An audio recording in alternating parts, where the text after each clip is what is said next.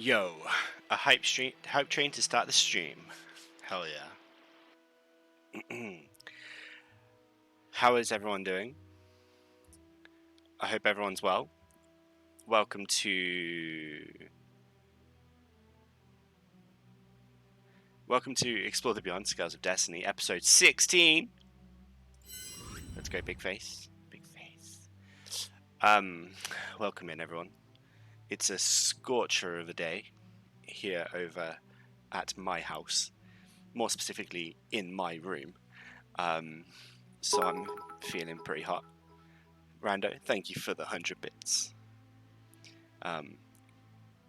It's very exciting. The hype train on the go, choo-choo.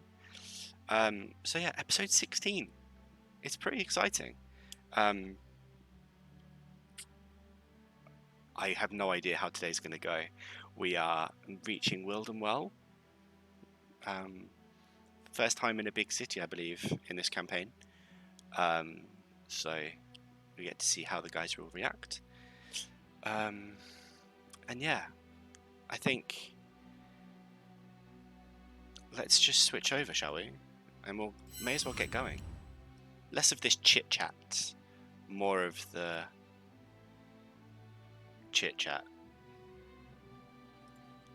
Oh. Yeah, we just murder everyone and it'll be fun. Oh.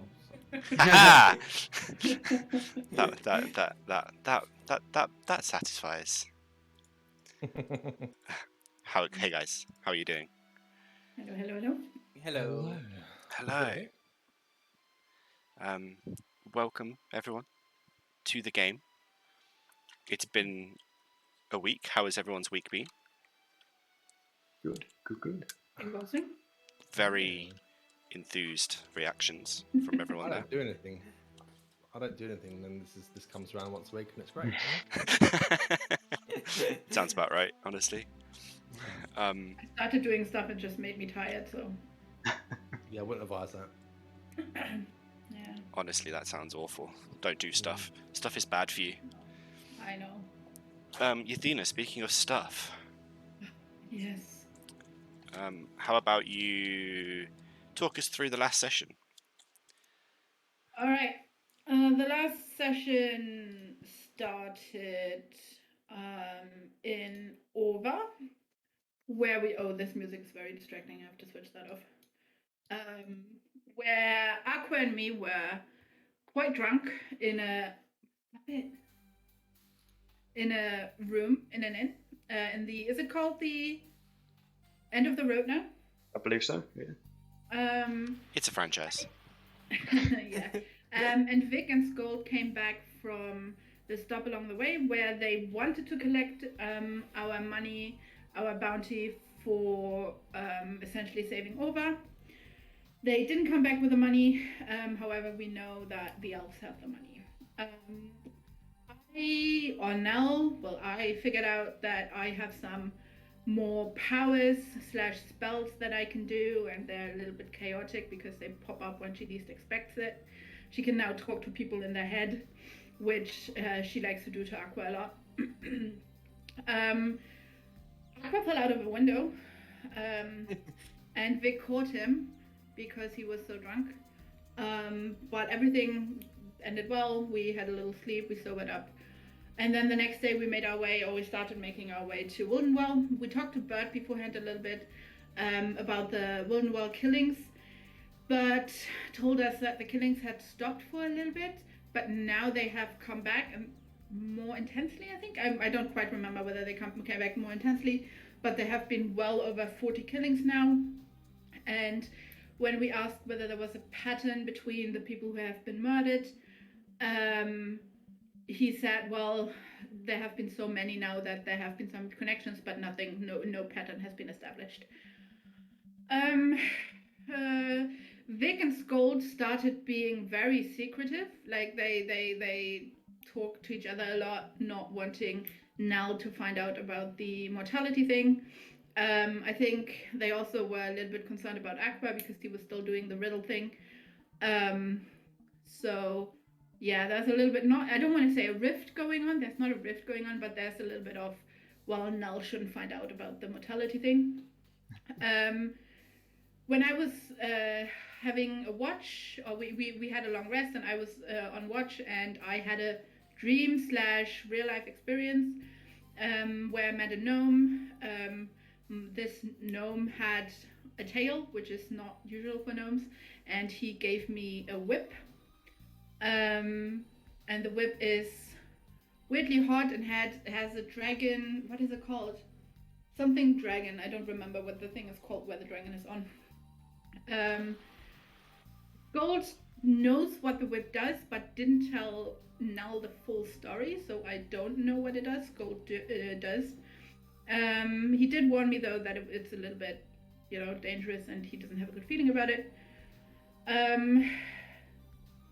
There's a little bit of less and less trusting of Null because she's being a little bit stupid and taking things from strangers that she shouldn't do. Vic and Sköld talk a lot behind her back, which I explicitly wrote down. Vic and Sköld talk behind my back.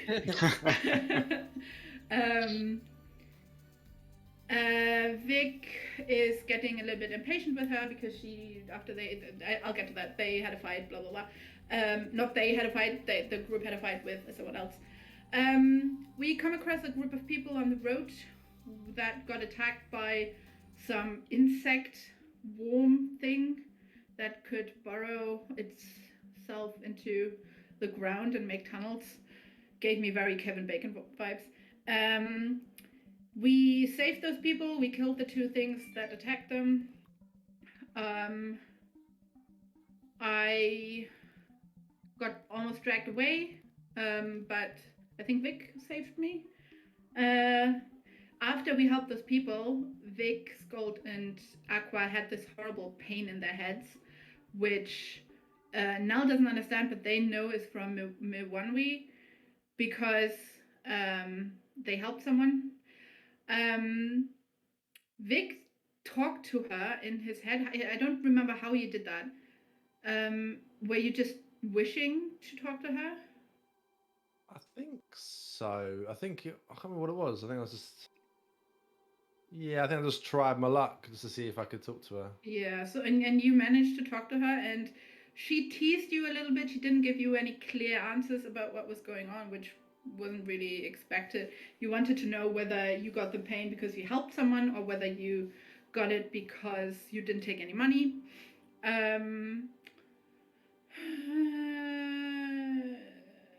She did tease a little bit about Wildenwell and what was going on there, but she didn't say anything specific. She just said it will be fun. And she gave Vic a riddle. Something about a man with 2 daughters is bound to lose his mind when he can't find his daughters. That's what I wrote down anyway. Aqua is back to normal. No more riddles. And then we had a long rest, and yeah.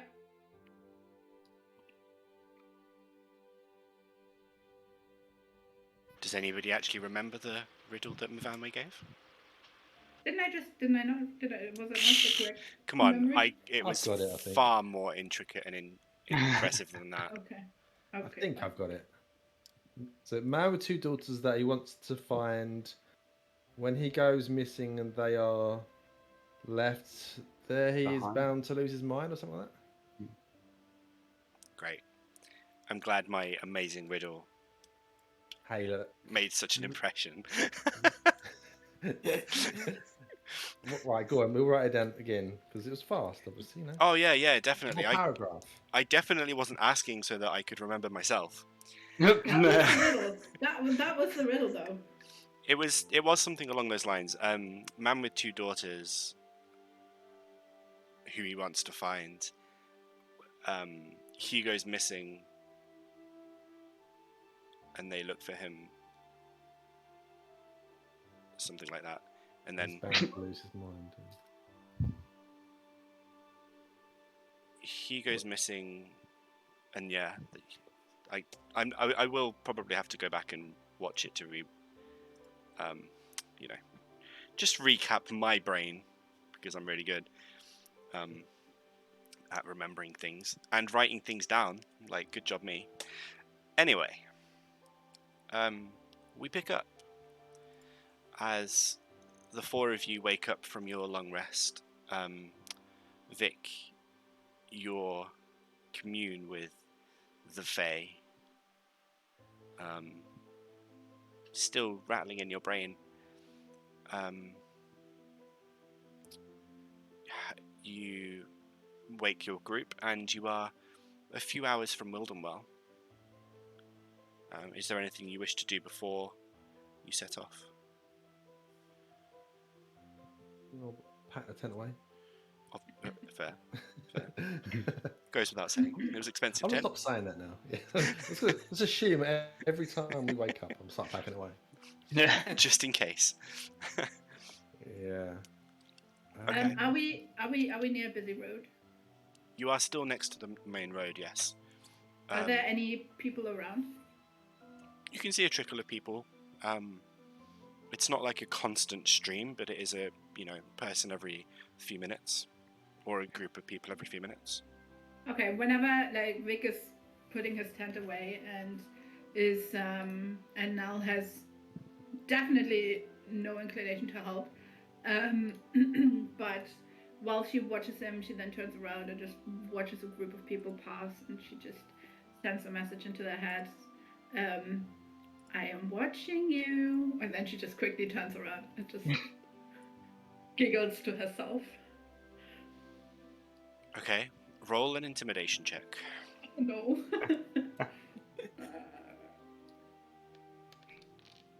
No! Yes. So as you kind of laugh to yourself and you send little thoughts into people's heads and kind of tease them a little bit, you see a lot of people start to really panic. And you realize probably after your fourth or fifth person that these are people coming from Wildenwell, where in the last few months people have started hearing things and then been murdered. So basically every time you project your voice into someone's head, you see most of them stop, look around. A couple of them kind of ask anybody they're traveling with, what they said, or if it was them speaking. And then when no one else was speaking, some people just break down. Others start sprinting down the road trying to get away. One person kind of like covers their ears and just starts shaking.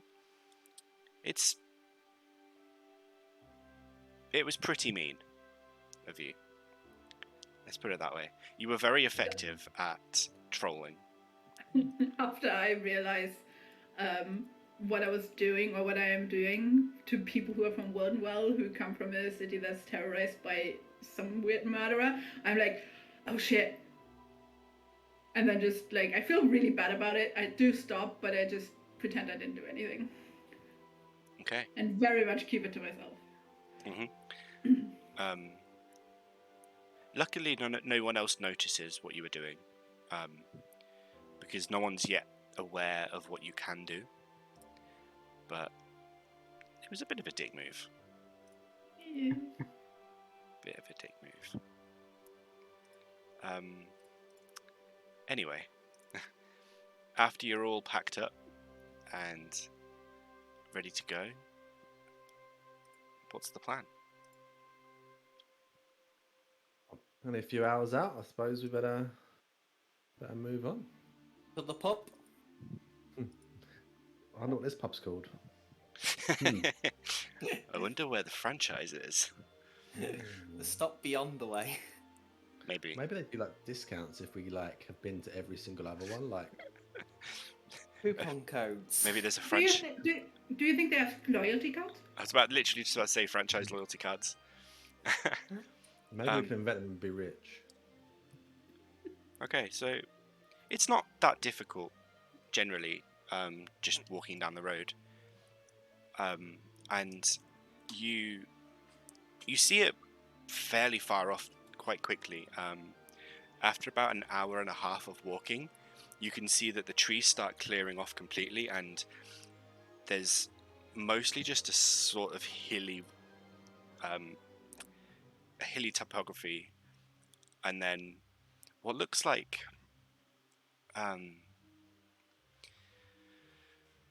it's a city that most of you have seen. Well, all of you have seen cities before, in various guises. It's not as impressive as others have been, or others you've seen in the past. The walls, it has walls, but they're wooden and they're probably only 20 feet tall. They're not keeping much out if anything really tried to get in. And as you get closer and closer, you can see that it's less of a wall and more of just a log palisade, with what are they called? Places for people to stand. Towers. There we go. Like watchtowers. You can see that there's a mass of people, most of which seem to be leaving the city. A few do seem to be coming or entering the city, but mostly just because, their livelihoods depend on trade. So they're trying to sell what they can. But you do see a mass of people generally just trying to squeeze out of the city and go off in various directions. There are roads basically coming from north, south, east, west, northeast, southeast, that sort of thing. There's roads from everywhere. Probably from any of the little towns and villages are nearby.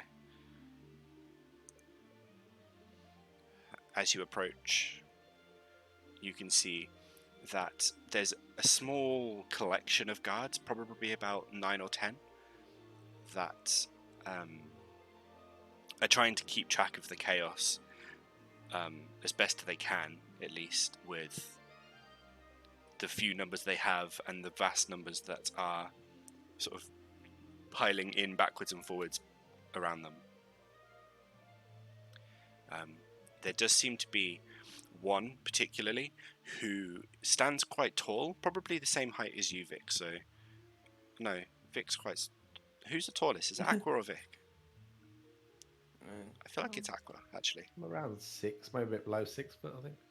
Let me just look at my. I feel like Aqua might be taller. 5'10". Okay, Vic's slightly taller. So they're slightly taller than everybody else. Maybe about 6'2".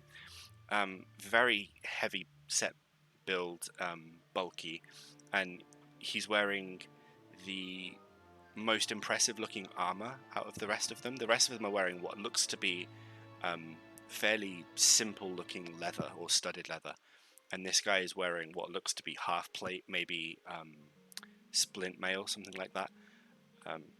Fairly beefy dude, and he's got essentially a clipboard, and he's noting down people entering the city and what goods they're collecting. And since he's the only one really keeping track of all this, like letting people through, while the rest of them search people leaving and entering, there is a queue. So you're currently at the back of a queue of about 10 people, while this big guard is just like ticking them through, and his underlings are searching them. Is there anything you'd like to do while you wait in the queue? Right. No, go on.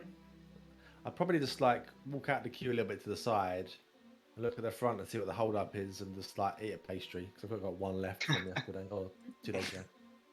Okay, fair.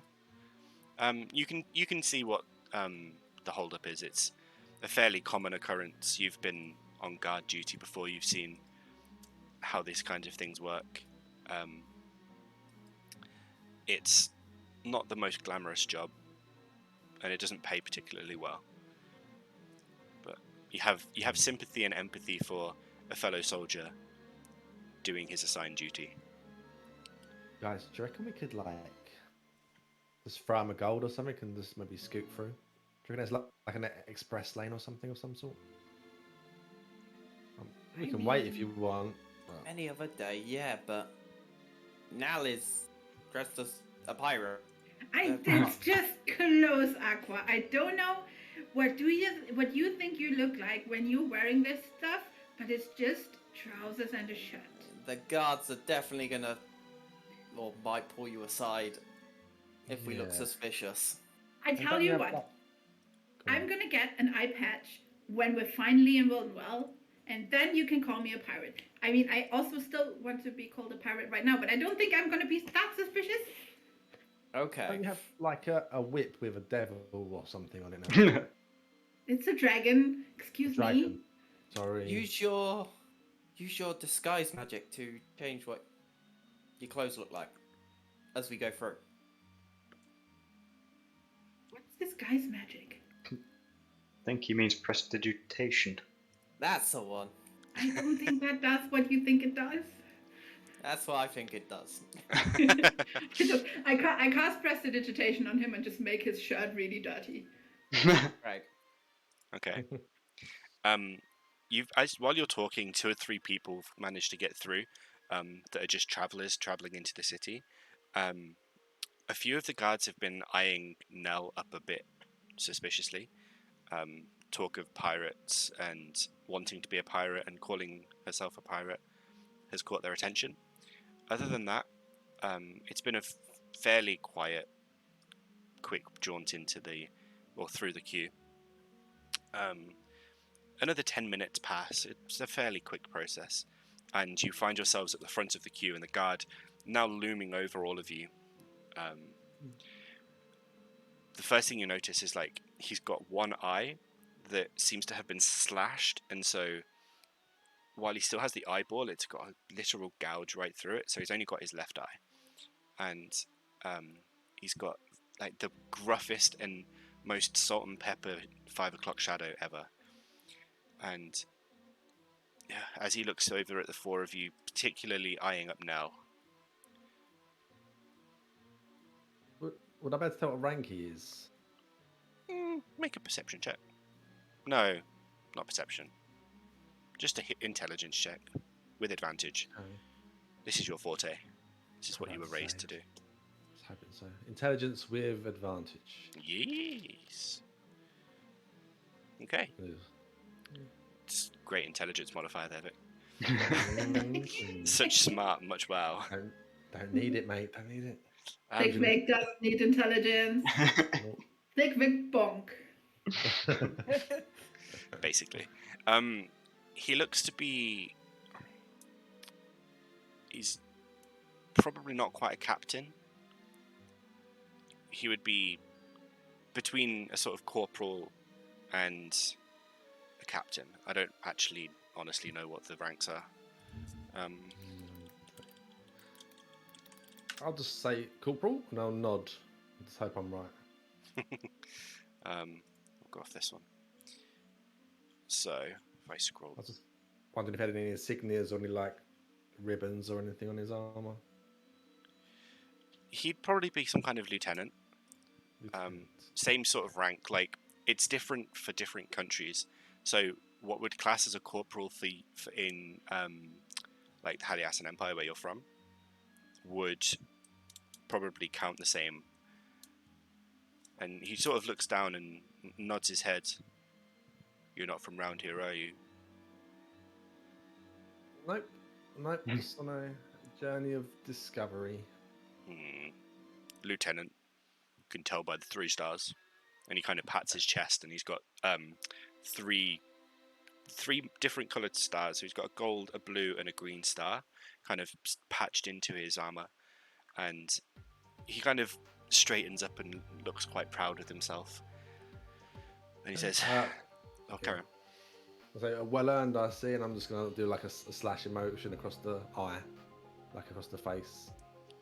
Yeah, I lost it on a patrol a few years ago. Nasty business. Hurt like a bitch.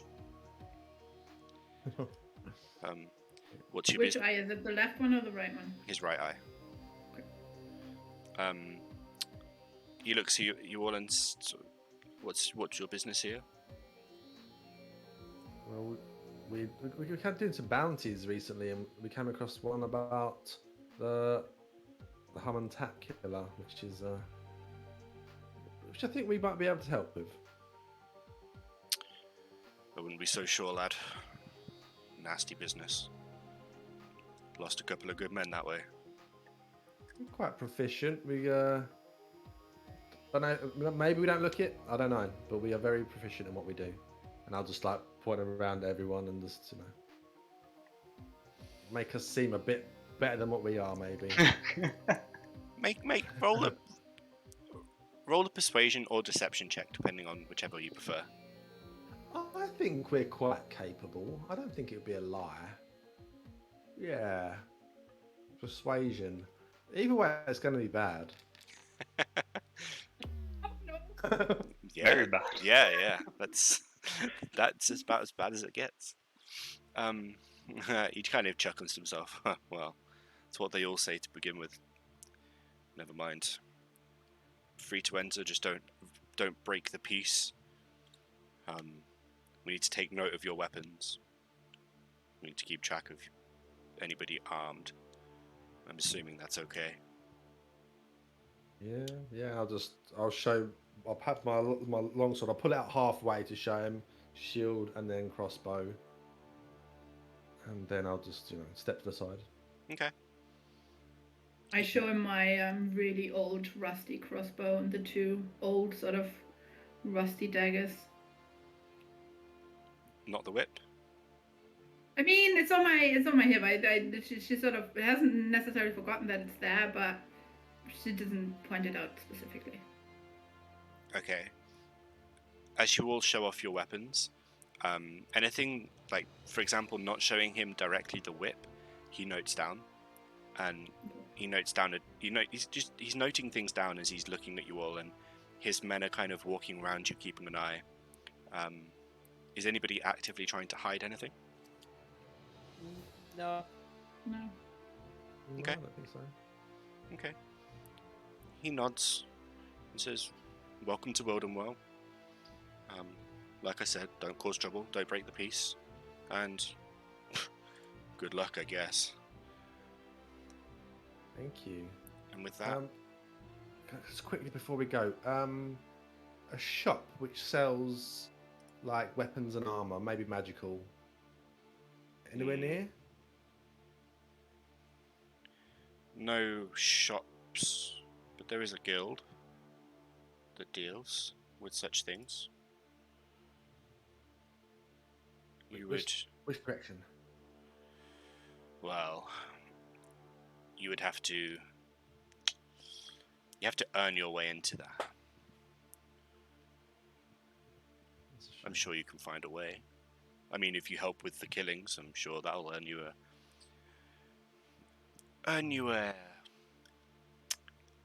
meeting. Okay. How about a shop that sells eye patches? He kind of looks at you again with his one eye, and giving you his best attempt at a stink eye, and just says, "It's not even a joke. Just." I'm not. On I you go. point to my eye. I'm not joking. Don't hide it. Wear it proud. I do. She sort of grumbles to herself, but eye He- patches are cool. He waves you on, and Yeah. kind of tries to force you into the city a little bit. As you enter, you come to a kind of. I don't know how this is going to look on the stream. Well, to you guys actually, but is that the right one? Oh shit. This one. Yes, it was the right one. Oh, I didn't put any of you in here. Good job, me. I knew there was something I'd forgotten to do. I am blind. I am So we token. didn't enter. You're not blind, you're just not there yet. There we go. You come into a kind of like fairly clean, simple looking area. Ignore the fact you can see into the buildings. I haven't managed to finish the map properly. But it looks like a well-off place for the most part, but currently very empty. You see a few people walking by, trying to keep their heads down, not engaging with anybody. Ahead of you, you can just about make out what looks to be a park of some form that would potentially be a gathering point for people. And yeah, there's no city buzz that you would be used to. Is there anyone walking around with a sense of urgency that we can see? Make a quick perception check.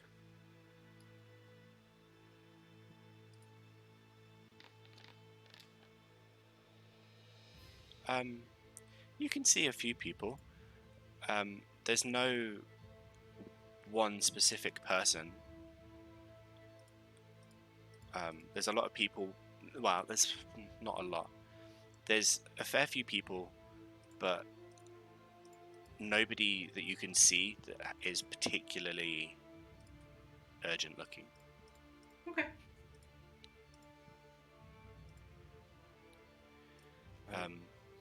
Sköld, we need to find your two friends. Did they say where they? I know. Did they say where they're going to be? I can't remember. I don't think they gave us a location.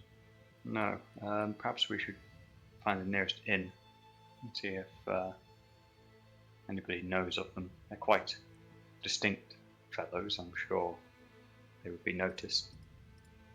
Yeah, I mean they might even just find us. But there's also, I remember the name Izzy. I think that Bert told us this was his contact here. I don't know what we'd need to contact them about, but maybe they can help. Might have some more information, being local to the area. Yeah, maybe the nearest inn might be the best bet. Okay. Aqua, any ideas? We could ask people. I think you're right there. You're good at talking to people then. We could, but everyone eventually comes to the inn. So hang around there long enough, we should eventually meet or see at least someone we need to talk to. Yeah, true. Just if you're approaching anyone in this inn, just leave your knife in your pocket. Yeah, no showing them off this time. Okay. You can't see an inn directly where you are now. It mostly looks like a sort of residential area, but you know, a bit of questioning, sort of where's the nearest inn kind of thing. You get pointed in the right direction, and eventually, please hold. I mean, feel free to wander around. You're not stuck in place. You can move around. Don't go to houses. How did you end up there? It lagged really badly. I just watched you go yeet. I'm the one that's meant to be breaking in and entering. When I said free, feel free to dinner. Feel free to move around. Like, don't go B&E-ing, you know. I can't get out. Stuck in someone's house. Are the gates to the park open? Yes. Okay. You are well and truly stuck in there, aren't you? Yeah. Unless I'm lagging too, but holy crap. I'm lagging too, I can't move. Okay, maybe there is a bit of lag. Please hold.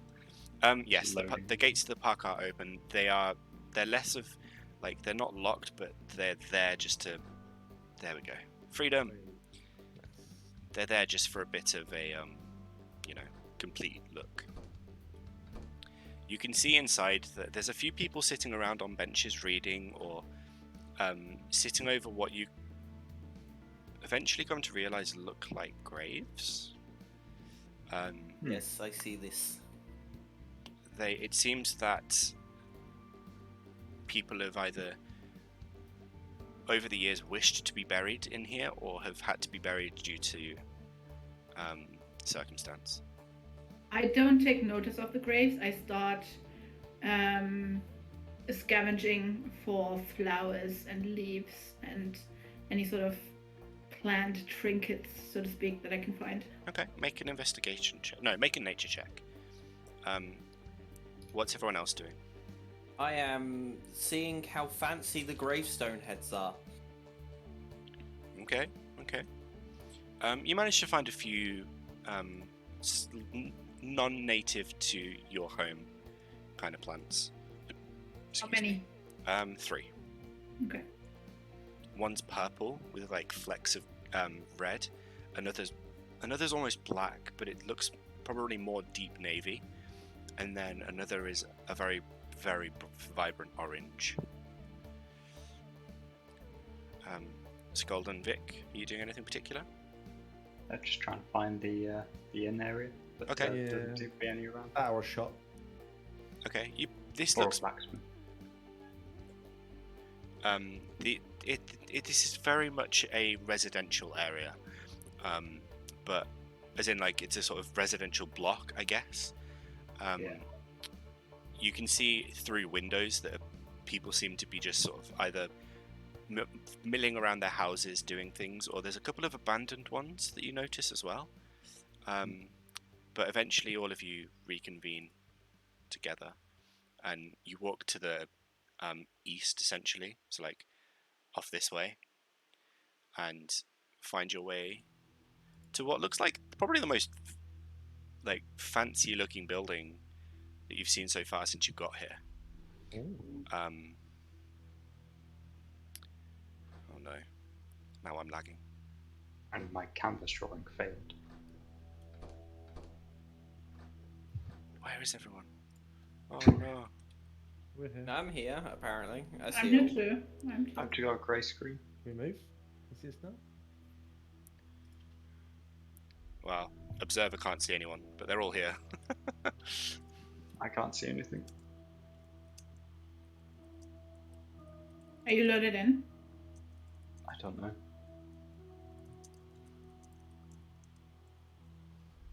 Okay, please hold. You might need to refresh. And it might be lagging again. Fresh.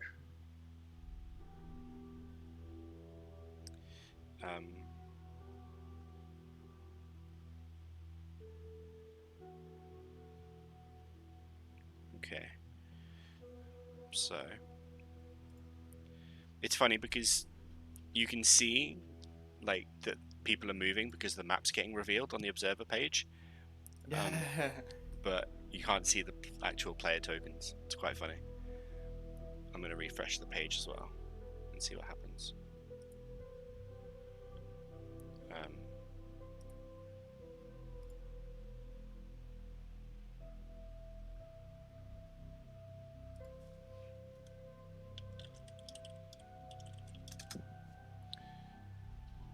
Okay, 7 cloth per square.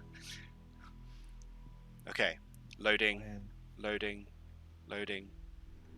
Still loading. It's a bit slow today. Sorry. Anyway, so yeah, you all kind of come to what looks like this very tall, sort of 2 or 3 story building. You can see inside that it looks like a very, very fancy inn. There looks to be like a concierge as you walk in through the door. And okay. Do I still not see people? I still don't see any characters. Also, I don't know why I can't see anybody. That's so weird. You have to use your imaginations. So yeah, for now anyway. When you walk in, you see there's a concierge on the left-hand side, and it appears to be a young female human, probably early to mid-20s, tied up brown hair, wearing what looks to be, what is a bright red, almost velvet shirt with a black waistcoat and like the equivalent of black trousers, and she's stood there and staring at you as you enter with like the biggest smile. Unsure whether it's real or not, but let's be honest, it's probably slightly forced. And she greets you and she's like, "Welcome. How may I help you today?" Hi, are these candies, sweets, whatever in the bowl for? Yes, please feel free. I'm going to take a handful. Okay. You basically reach in and they look like sugar, basically just like caramelized into like hard candies. I still don't understand why you can't see anybody. She looks you over and says, "I haven't seen anyone that looks like you before. If you'll excuse my bluntness, you are an interesting looking creature. Yes. May I ask your name?" My name's Aqua. I am not from here, you could say, as you can tell by the color of my skin. Yes, you are an unusual one, but everybody's welcome. Yes, we are adventurers. Ooh. On an adventure. As you do. That sounds very dangerous. Well, it can be sometimes, but that's what pays the big money. Oh, I'm sure. Do you make much money? No. Oh, that's a shame. I'm sorry to hear that. That's why we're here. We're here to help the town, hopefully. Oh, I see. And how? Wow. Aha! People can see you now. These, come to have a look about these killings that have been happening. I see. Very, very bad. Sad things. Yes. Very sad. I... Lots of wasted gold. Oh, yes, of course. Do you have any leads on this kid? Me personally, no. I just welcome people to... This is literally my life. I see. I just welcome people. What is this place? Oh, welcome. My apologies to the Carnelian Hotel. The pride of Wildenwell. What is a hotel? Well, it's essentially just a really fancy tavern, but we just charge more. Shouldn't have said that. We have very reasonable rates. How much is it? How much is a night for the four of us in one room? One room? Well, it would be... It's per person, not per room necessarily. If you have one room, you're still paying for 4 people, so it would be a gold per night. Damn. Maybe I should get into this business. These guys are the true pirates. I look at the group and she ponders for a second, and then she counts on her hand, like doing math, and then she just puts 20 gold on the table. Can we have a room for 4 nights, please? She looks a bit dumbstruck. That's... just one room? It's more than one room. I think it's only 4 gold for all of us, if we all stay in one room. Wait, is it 1 gold per room or 1 gold per person per night? It's 1 gold for the 4 of you for 1 room a night. Oh well, then she puts 5 gold on the table. Then I misunderstood it. And just like, okay, 1 room for 4 nights, please. I see. Of course. Would you like food included? Are you sure you wouldn't like an extra room? No, we're fine. Okay. Of course. We can accommodate this. We have an excellent dining facility. We have chefs that have been lauded all through Camblesia. We have a rec room that is known to host the finest entertainers. And we have the most comfortable rooms this side of Olkberg.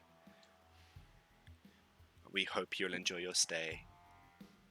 And she kind of gives you a big smile, and her eyes don't seem to match the smile she's giving you.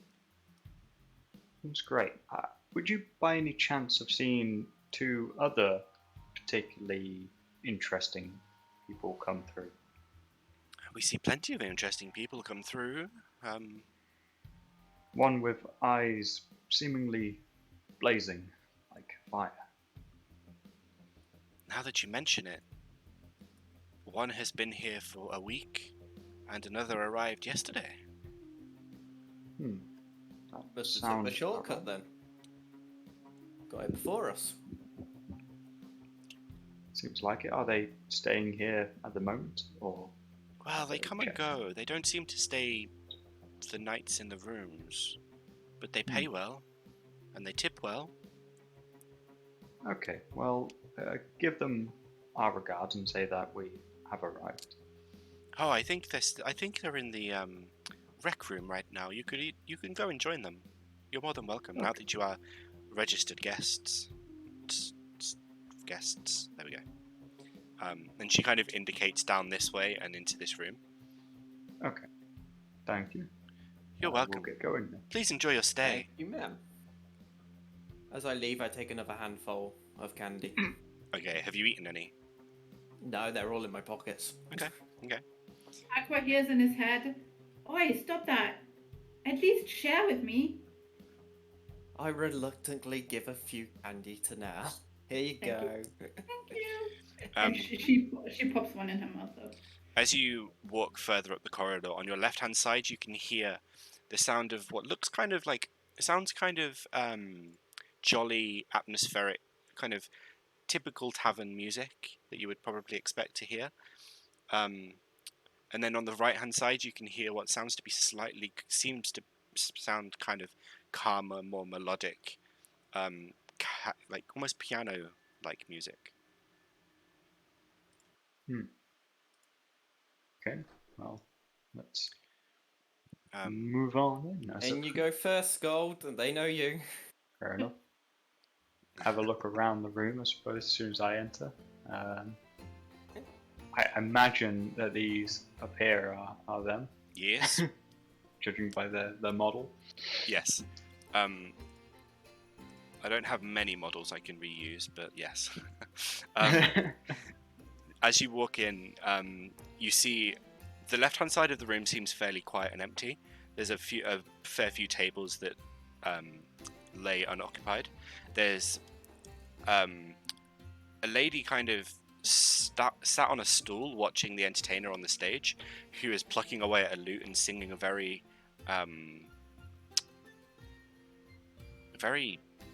interesting song.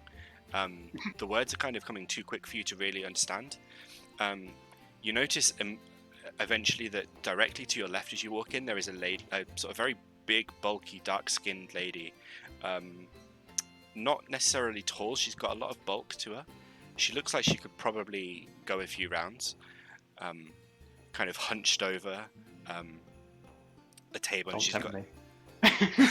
she's got like a massive cask of not cask but like keg of ale in her hand, and she's gulping, but she's sort of not really paying any attention.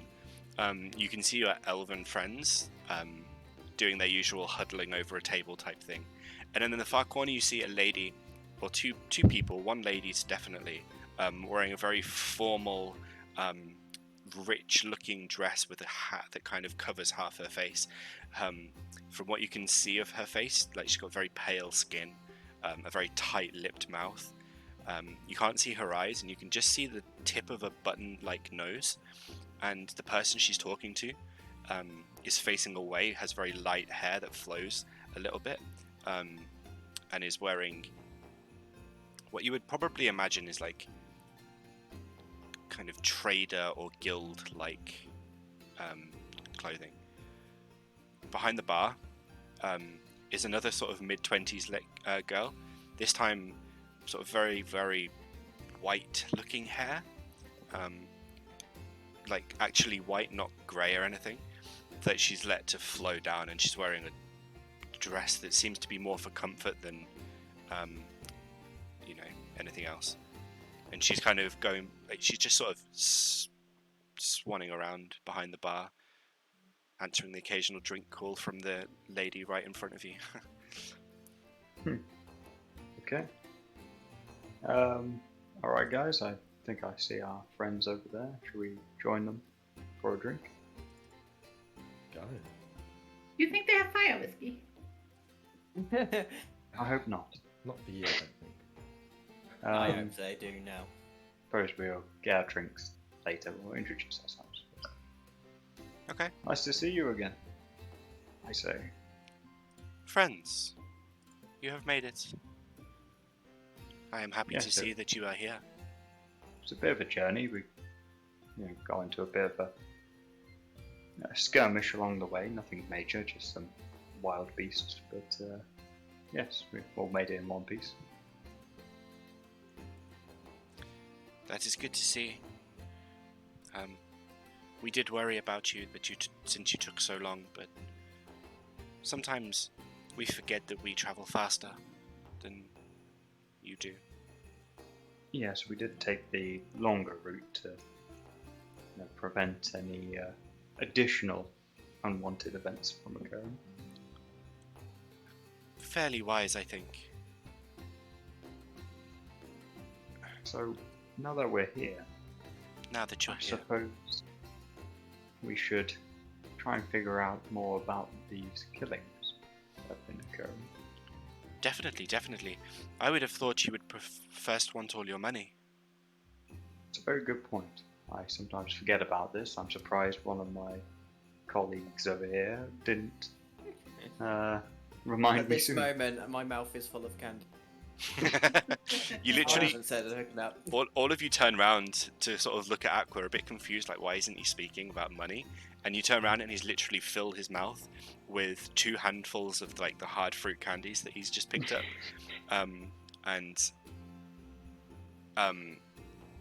It's very much a question of what's going to go first, his mouth or the candies are going to melt. They've kind of all fused together inside his mouth as well, so he's literally just basically got a rock inside him now. It's very difficult to breathe at this point, Aqua. You literally have to breathe through your nose. Okay. I mean, if you can breathe underwater, I'm sure breathing with a mouthful of candy will be. Yeah. What could possibly go wrong? Just throw some water on. I'm not a fish, guys. Closer than us. He would say if he could speak. Yeah, how much was it? Sorry, It was 8,000 gold, I believe. Oh. Was I wrong? That is so much I'm money. shaking my head. I mean, I'm like, that was correct. I honestly think it might be. Wasn't this one 8,000? Do you remember? I mean, I don't. I can look it up. Well, metally speaking, the Orva thing didn't have a price attached to it.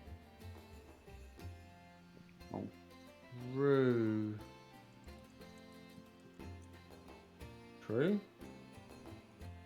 So whatever you say it is. 8,000 it is. Okay. They pull out a bag from under the table, and they place it on top of the table, and you hear like the chink, like the obvious chink of gold. And the entertainer, like the musician's head, kind of turns towards you all, and then goes back to focusing on the lady that's been watching him.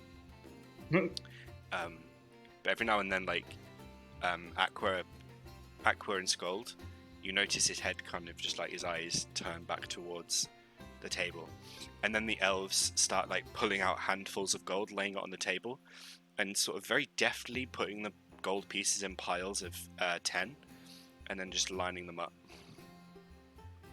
My mouth opens so wide that fused hard candy just falls out. I'm like, that's all for us. Should we be more careful, guys? Should we not do this somewhere else? Well, if we Too can get late it over now. and done with, I think, yes, it might be a bit too late for that. At this point, they're already about 400 gold into the counting. Okay. Right, so we've got to split this up 4 ways. You said that you guys don't want any cut of this, are you sure? Yes, we have no need for money. Okay, well, thank you very much. This money will go a long way to refurnishing our armors and weapons, I'm sure, as well as ensuring we don't have to worry too much about these higher prices we see here. Yeah, I mean, we don't. We trust you, I believe. So I'm quite happy just to not worry about counting out. If that's all in that bag there, then we'll take it back to our room and split it up out by ourselves. If that's okay, save you some time. Oh no, we have far more than that in here. We just need to make sure we're giving out the correct amounts. Okay. Very bluntly, without being aware of her surroundings, Nana's like, how much do you have? Enough. Immortal so beings cool. think nothing of money. Suppose if you've been around long enough, you acquire many things. Indeed. Did you say immortal? Yes. We have lived enough lives to enough lives that put the span of humans and adjacent beings to shame. It's so cool. I like wave over to Nala. Now, be quiet. Let them count. All right. This is the biggest payday I think I've ever seen. They get to about 1,000 and then they hand it off to one of you, and then they start counting the next one. The barmaid comes round and she looks down. She looks at the two elves kind of counting out all the money. Gets sort of dollar signs in her eyes for a moment, and then turns to the four of you and says, "Oh, hi. What can I get for you?"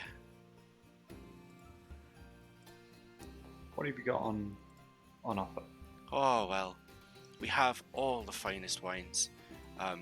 We get them imported from literally everywhere. We have many ales. We have just so much. Literally anything you could possibly want, we have. Suppose we could celebrate with some wine? Some wine? Okay, I can do wine for you. You have fire whiskey. No, we don't have fire whiskey. Phew. Go. Fi- Do you have regular whiskey? We have some regular whiskies. We have a few finer vintages. Can I just have water, please? Sure. Water. Okay. Can I have a mid-tier vintage? A mid-tier vintage whiskey. Okay. Master Dwarf. Well, I don't tend to drink wine too often, so we'll start off relatively cheap, and then we'll see where we go from there. Very well. Please hang on for a moment while I go and get your drinks. And she kind of heads back round and then behind the bar, and you just see her sort of pick out some drinks and start pouring it, and then she actually has a tap of water that she starts pouring into a glass for you now. Yep, cool. None has had worse, so she's happy with that. And eventually, the barmaid lifts, finishes, and she lays the drinks out on the bar for you and says, "That'll be 4 silver. Please feel free to ask if you need anything else." For everybody? Whatever you need, we're here to provide. Okay, well, I'll pay the tab of 4 silver then. Okay. She takes your silver and sort of pockets it, and you don't quite see where she puts it. It's like she's very well adept at making sure no one sees where the money goes. And then she sort of goes back to wiping down the bar, and You do see occasionally Sköld, Aqua, and Nell. You notice her eyes kind of glance up occasionally at all the gold. At this point, the elves have handed out a further 2,000 gold, so they're kind of going 1,000 gold each at a time. They don't seem to be particularly talkative while they're doing this. Concentrating. Okay, so there's 2,000. Who wants the first cut? Me? Okay, over to you. Immediately, I don't know, shove it in every pocket I possibly have. Okay. Aqua, make a strength check, by the way. No. My God. No, not for the gold. Oh, Oh, okay. okay. You're okay with that, don't worry. Just check, yeah? Yeah, just a strength check. Okay. Yeah. It's taken you about 10 minutes, but you finally managed to, like, through sheer force of will, like, press your jaw down on the, like, rock of hard candy in your mouth enough to dissolve it so that you can actually, like, start chewing or, like, actually breathe or speak. So now you have less of a rock and more of, like, a small slab. You're being overwhelmed by taste, by the way. There's like raspberries, apple, banana, pear, raspberry, mango, oranges, lemon, lime, literally I'm any ignoring fruit. all of that just because I see gold. Yeah, like the gold is making your eyes like literally your eyes go wild. Eventually, the elves count out all of their gold and hand it to the respective group members. That should be enough for you all. I'm glad we've managed to settle the debt. Now, on to more pressing matters. As you all know, the killings are getting worse. At this moment in time, we know of at least 4 people being affected by the humming. Oh. That's that we can find out.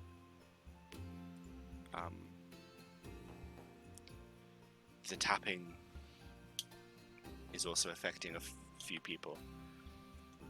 We have no way of stopping it because we don't know what's causing it. It's bad. Oh, by the way, our friend over there, and she points towards the dark-skinned lady in the corner. She has been hearing the humming for 2 days now. And how long do they normally say that they hear it for?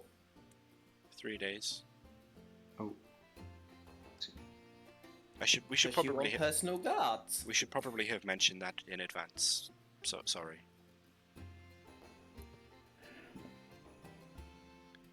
We should talk to her.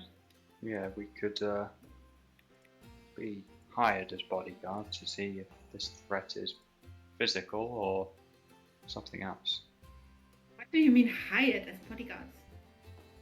Well, might as well make some money from it. More gold never hurts anyone. Why would anyone hire us as bodyguards? We came here to rescue people. Yes, but what other alibi would work? We're not just gonna hover around someone. Seems a bit odd. Stalkerish. We're going to talk to her and offer our services, but not against money. Look, if we can get paid twice for a job, I think we should always consider it, okay? If not, if we fail, she's not going to need the gold anyway. I Look, didn't want to say literally, it. I look at all 3 of you completely like taken aback.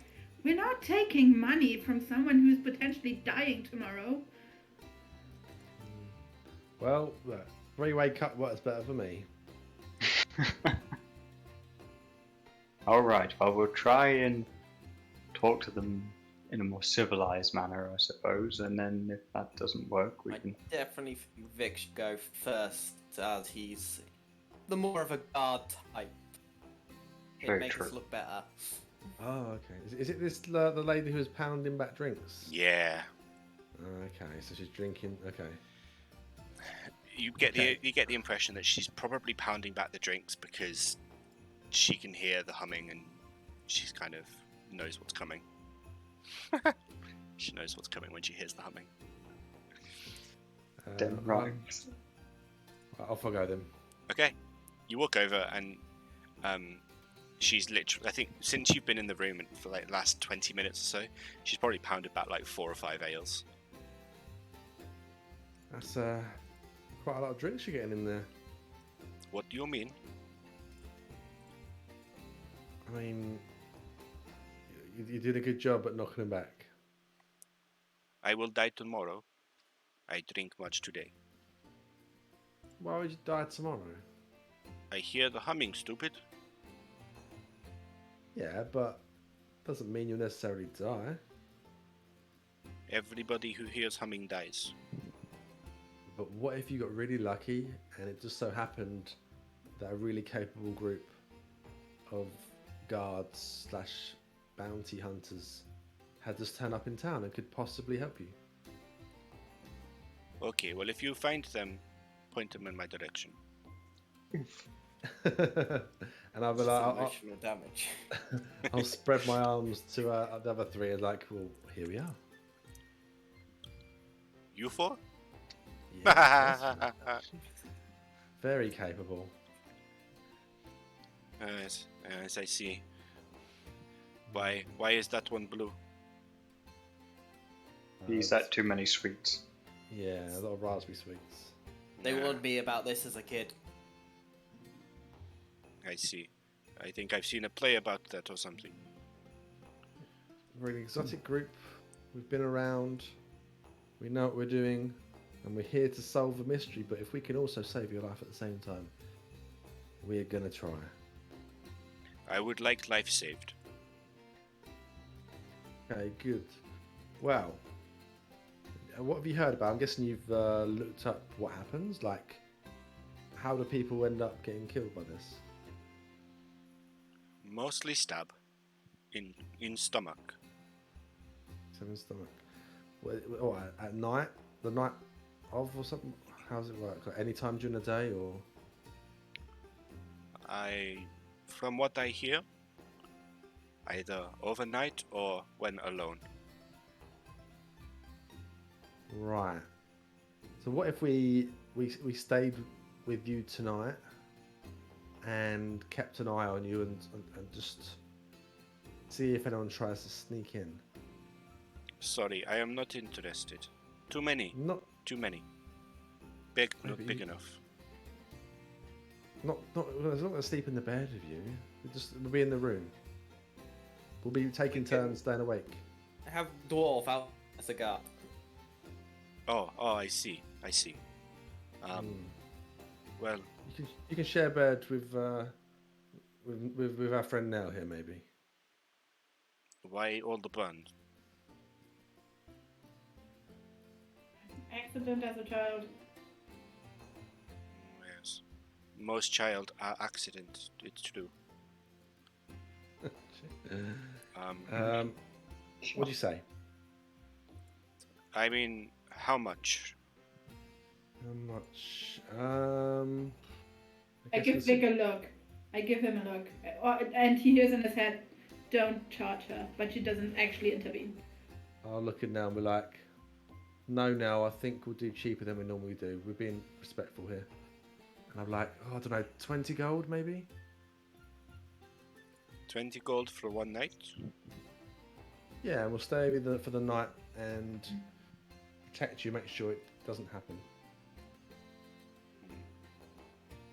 And hopefully catch whoever's tried to sneak in. I see. Okay, I don't know where I would get 20 gold from, but okay. Well, how much can you pay us? Guys, we don't need to charge. I do for free. She say free, I do free. Yes. Oh, fuck. Well, Okay, free. You sleep on floor, and I sleep in bed. You keep me alive. Free. Okay. Well, look, we're here to save your life if we can, which is obviously great.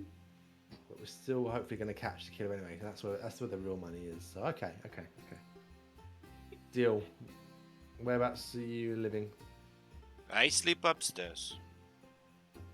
Oh, you In staying this here? hotel. Yes, your friends over there, they pay me to stay. Oh. Good. Many people are around here. Be harder to get to. If you say so. Okay. Okay. So when nightfall comes, we'll come to your room. Which room are you at? I am on top floor of room 3. Top floor, room 3. Okay. Have We'll we been head told over- what room we are in? No, you forgot to ask. Okay. We don't have a Oh, key. we're with a now number in on. room 3. True. We don't need the rooms. Okay. Yes. Aqua, go to the reception. She seemed to like you. Ask her what room we're in. Only because I can get more candy. Shit. Okay. I- So you go back to the reception, and the same the same concierge is there, and she gives you a smile and she says, "Hi, you're back. What can I do for you?" Yes, we seem to forgot to ask for what actual room number we're in. Oh, you're on the next floor up in room 2. Oh, okay. And I just take candy and walk off. Bye. So, guys, we're up on the next floor in room 2. Oh, And I I have more hope. candy for people. I was about to say I hold my hand out, just demandingly. I give What? now. What A is candy. what is name? I was about to ask her this. Well, I'm Nell. This is Aqua. This is Vic, and this is Sköld. What's your name? My name is Pavlova. Oh, great.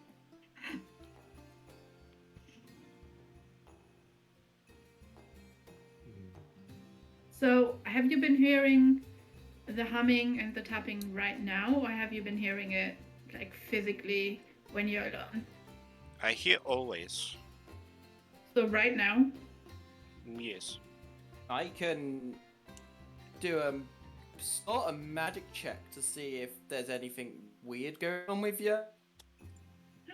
good idea. If Okay. you'll let me, of course. Do you need touch? No. Okay. No touch. Make an Arcana check.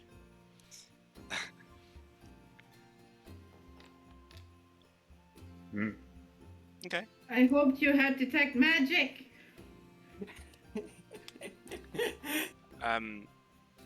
You kind of try and get a feel for what she might be thinking or what might be happening to her.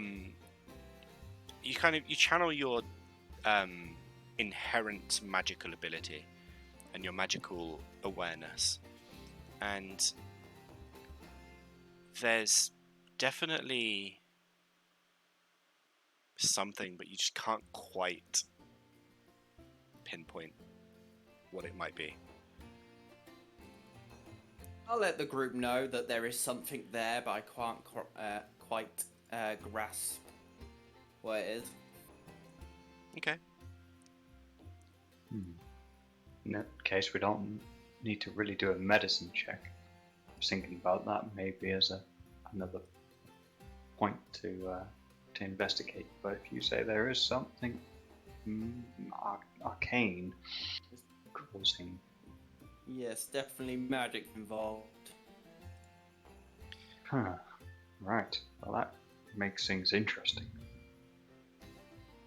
We may not be looking at a person, so to speak, who's causing the issues, but maybe something else. An object, maybe, come in contact with them, or something else. Yeah. Sköld, make a religion check. Is that? Did I do that right? Did I say that right? Yes, religion. Religion's a check. Okay. What? sort of cleric are you?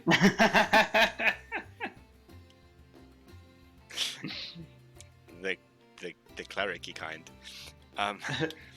You try and sort of you try and focus your celestial knowledge and your divine senses about these kinds of things, but you can't focus enough. Something about not being paid, but also having just been paid so much is kind of on your mind right now. Help me remember with a coin.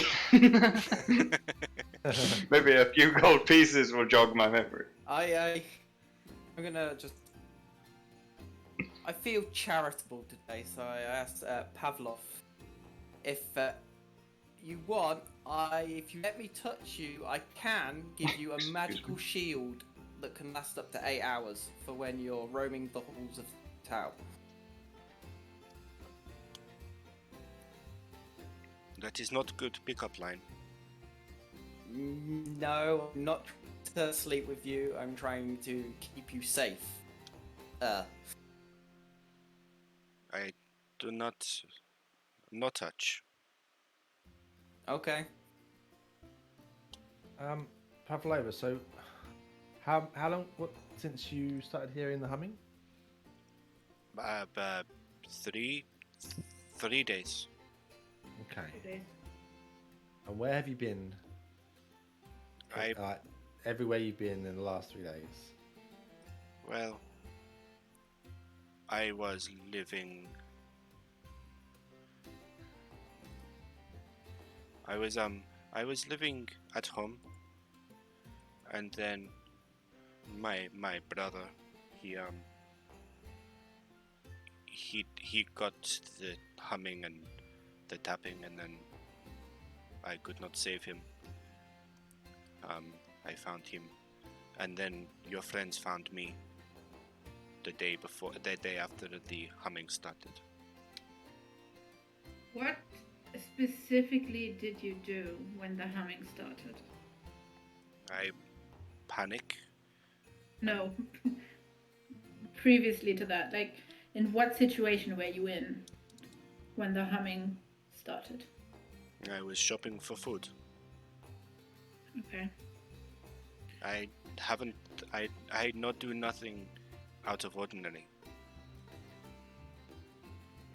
Did you meet anyone who talked to you that you remember was weird or different than what you usually would encounter?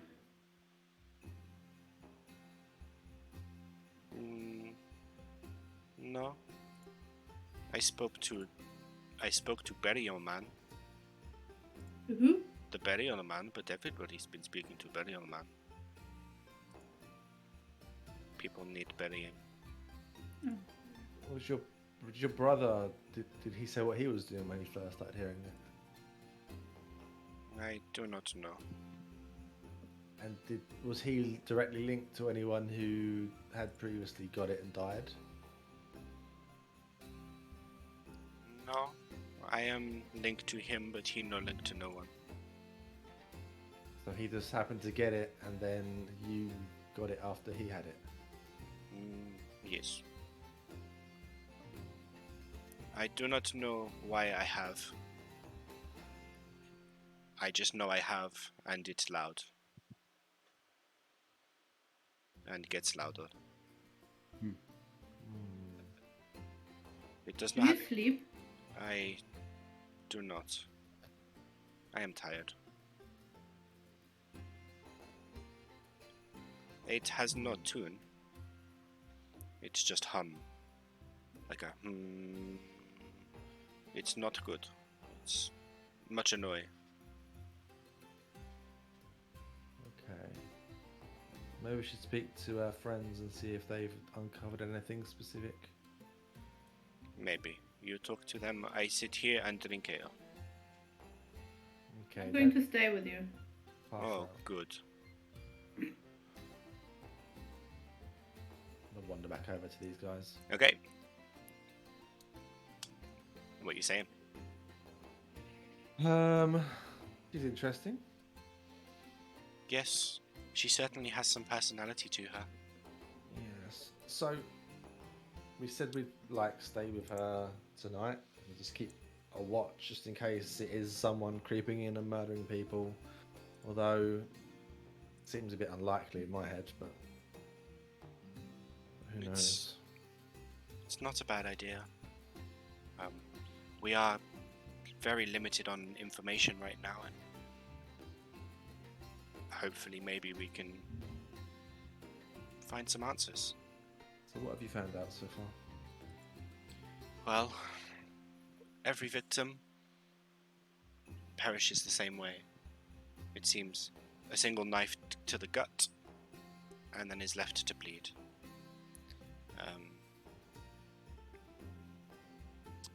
To begin with, the victims seemed random, but living in the same sort of area.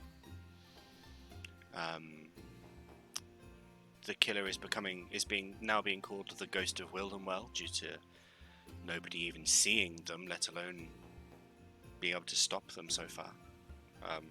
All the victims have died alone.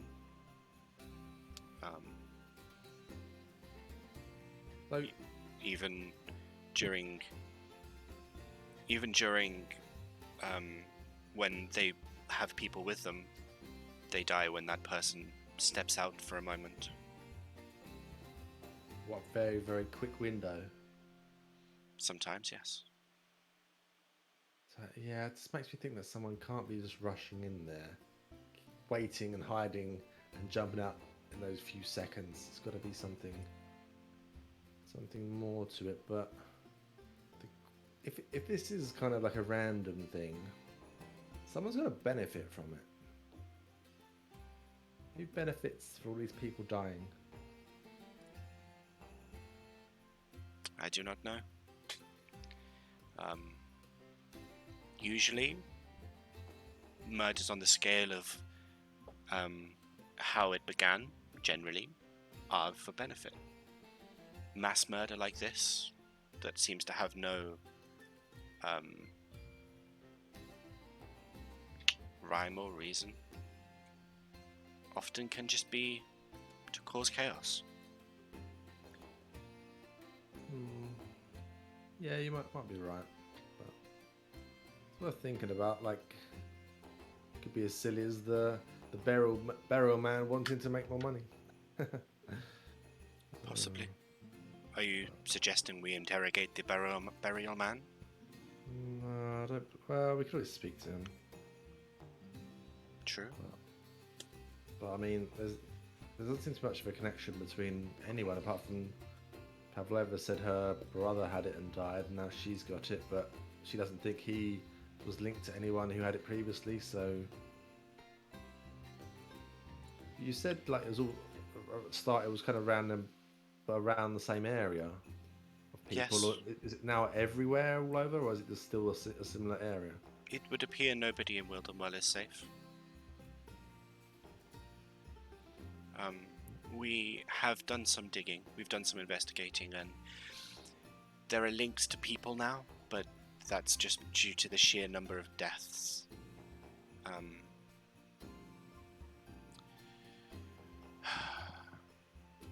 We won't stop. We will continue to look into it, especially tonight while you're looking after our friend Pavlova. Maybe we can find something out. Yeah, is it only that they only get killed at night time as well? This is the interesting thing. To begin with, yes, but more recently, it's becoming anytime, anywhere. The thing we're trying to establish right now is when people die. Just yesterday, 3 people died. But we were unable to establish whether they died spread out or all at the same time or all within a window of time close together or far apart. They died relatively far apart from each other in Wildenwell, but there would have needed to be, if it's a person doing this, there would need to be enough time for that person to escape get to their next victim and do the deed. You know what would be a really good way of checking out? I'm not saying we definitely do this, but what if we took Pavlova out of town? Just took her as far away as we could, kept an eye on her and see if the humming stopped or if, like, she doesn't get killed. Because obviously if she dies out there and people are still dying in town, like a day's or so travel away, it wouldn't really make much sense unless it's Well, magical. You could certainly travel again today. You could set up favourable conditions for a battle if, in case you do get attacked. That's not a bad idea. Set up in the middle of the forest and make sure you've got good watches on the go, and who knows? Sometime today, tonight, tomorrow would be usually when she would be attacked.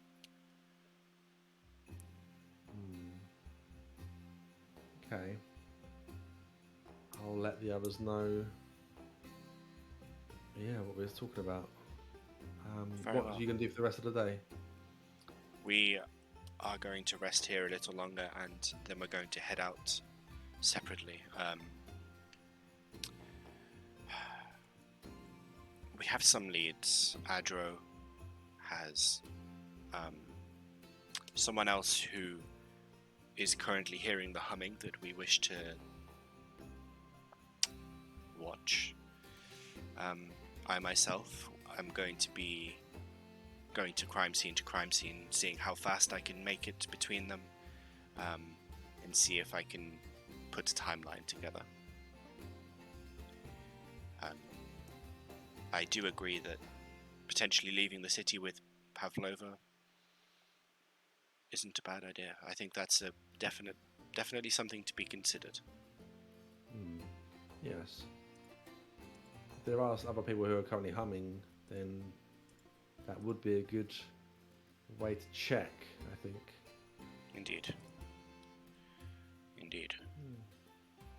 Okay, I'm just going to head off and I'm going to tell the guys what we spoke about. I won't go through it all again on the stream, but blah, Okay. blah, blah, blah, blah. Blah, blah, blah.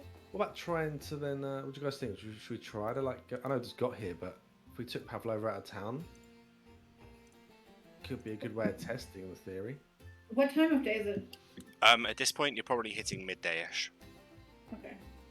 I mean, it's worth a try. We can travel for, what, 6 hours or so? And then... It's a good idea, but it's whether or not Pavlo wants to do it. Pavlova, do you want to live or do you want to die? I I'm not live. threatening you. I want to live. We have... Go. Yeah, no. Well, we're looking at seeing if it's a town thing. Like, if we were to take you out of the town and we try to journey as far away as we can, I want to see if the humming stops for you. I want to try. We You try. want to try? We try. Okay. You guys up for it? I know we just got here. It feels a bit silly, but We can always come back. Yeah. I can get my eye patch tomorrow. We can still get. Yeah, I suppose we want to make as much distance as we can today now, don't we? Yeah. Okay. Definitely seems like a good idea considering it hasn't spread outside of the town, so... What if we're spreading it by doing this? But I'm sure someone must have tried to run away by now. Well, we'll find out. As soon as it starts, we'll find out. Yeah. Maybe there'll be less per. Maybe if it passes on to the next person, maybe there's going to be only us to choose from. That's not a particularly great prospect. But I guess better than random people. I wouldn't say that.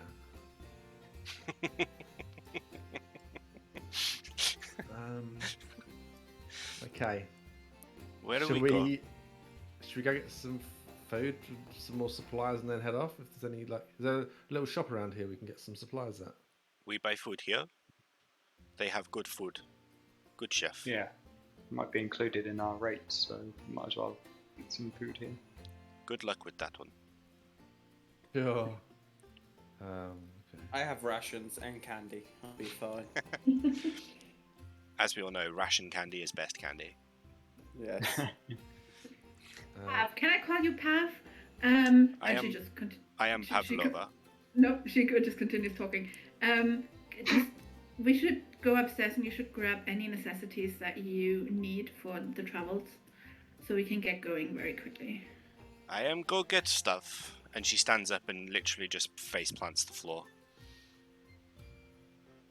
Ow. Well, I may Looks like drink you're not- much. I may have drink much. My nose hurts. I think perhaps you're going to need help travelling. Yeah. Or do we just do one night here and then leave tomorrow? No, we leave now. I fine. She manages to just about stand up, but she's so unsteady on her feet that she looks like she's about to throw up just from like having to stand up. Yeah, I don't think she has can you give much me your fun. key? Why you want key? I want to grab some supplies from your room that you need because I don't think you'll make it upstairs in a reasonable time. So I will grab supplies while the others decide how we can transport you outside the city. Yes. Key. And she gives you, she reaches into her pocket and pulls out what she thinks is a key, but is actually just scrap.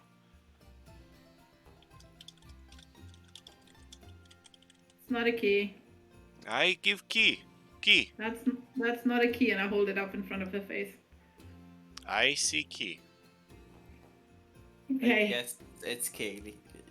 I'll come with you now. See if Yeah. you can give me the door open. Sköld, With the key. Sköld, Vic, you deal with this, and we head outside. Okay. So you head up to the top floor. Yeah, Room we head 3. up to the top floor, room 3. Okay. Oh, nice. I followed Aqua. Good. Oh no, now I'm following Nal. And now I'm following Aqua. Okay. I So don't you- know what Aqua is. You went Just up keep the going to the stairs. stairs. Oh, there's more stairs. There are more stairs. I wish these doors were numbered.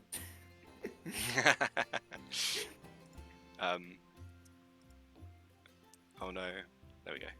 Which one? That one. Oh, I don't even have that one on my bloody taskbar. That's why I can't find it. Right, so, in front of you, this door here is room 4. Oh, okay. This door here now is room 5. Okay, so that's room 3. Yes. The door is locked. Yeah, I'll see. Do your magic, Aqua. Open it. Let me just see if I've still actually got my kit. If not, I have to do this the old-fashioned way. Well, you can always break it down. No, I do not have my kit. So I guess I'm gonna give me that piece of metal scrap. I'll try and jimmy the lock with that. I'll give it to Aqua. Okay. Make a sleight of hand check, and then add your. Are you proficient with thieves' tools? I actually don't know. No, you're I not. think I was. No, I'm not. Okay. Okay, 13. This door is very well made. And you try and jimmy it open with the scrap, but it won't go. The lock is very, very sturdy. Hmm. Yeah, this door's not going. We may need a bit more force. Let me try, and I want to try exactly the same thing Aqua did. Okay. Just a bit more finicky with some. Let's hope Finesse. for beginner's luck. Okay. Okay, are you proficient with thieves' tools? Oh, absolutely not. Okay, well, make a sleight of hand check then. Yeah. Yeah. The scrap just bends and like folds into the door, like to the lock, making it almost impossible to actually unlock anything. Okay. How do we force it open? How? No, it's a fancy place. I'm going to assume the doors are well built, just like the locks. We could shoot a spell at the lock and break it to hopefully let it gone, so we can just open the door. What could possibly go Or wrong? we could just blow the door up, but that will cause attention to us and everyone. I mean, it's for a good cause. Oh, go ahead then, as I take a couple steps back.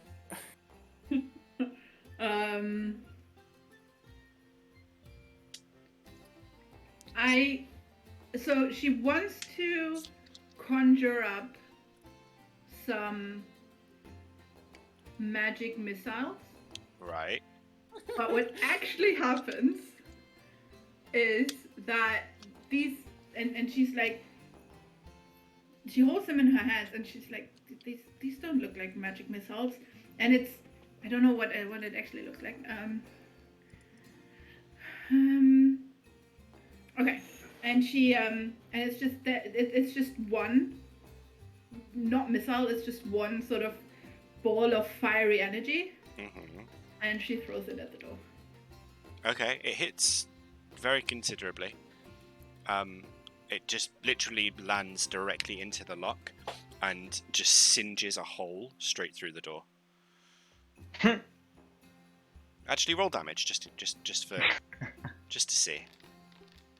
Yeah, there is now a hole through the lock on the door. Can we just shove it open? Okay, you shove it open, and the door swings open. Nice. I don't know what that was, but it worked. Yeah, and she's very slight. Like Aqua might not pick up on it, but she's very slightly concerned about what the fuck was this. She's never seen this. Okay, as you enter, you see a very big room, a very fancy-looking, very comfortable bed, a drawing table, like an actual, like a table for, like you'd have in a drawing room, I guess. And then a fireplace and chairs around the fireplace. It's even got a balcony. It's a very swanky-looking room. Okay. I hope our room is as nice. And I start looking around, whether like for her stuff, whether she actually has any stuff like clothes or any personal possessions. You notice on the stool on the end of the bed that there is a very small bag with just a change of clothes in it. Okay, I take it. Okay. Oh, that might be a stuff, but let's check the room just in case. I'm going to go through all the cupboards. Okay, make an investigation check.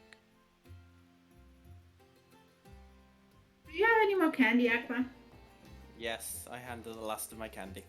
Thank you. As you have a quick look around, you notice in the fireplace there are some pieces of paper that have been singed and burnt up, and you can make out on one, there's just like repeated again and again, the humming has started, the humming has started, the humming has started, the humming has started. Wow, But that's unfortunate. You don't find any other possessions. What did you find there? Just a note of someone that seems to have lost it, unfortunately. It's nothing to be concerned about, and I throw it back on the fire. Or the fireplace. Okay. A note of someone who's gone insane in the room of the person who hears the humming. Aqua, put the pieces together, and I go and try and see if I can like salvage anything off the paper. I literally reach into the fire. There's no fire. It's like Okay, fine. there's no fire in there. Shame. You can see the piece of paper that Aqua just threw in. It's kind of got mixed up in amongst some of the coals and embers or cinders. I just take the piece of paper and just have a look at it, fold it up, and then put it into my pocket. Okay.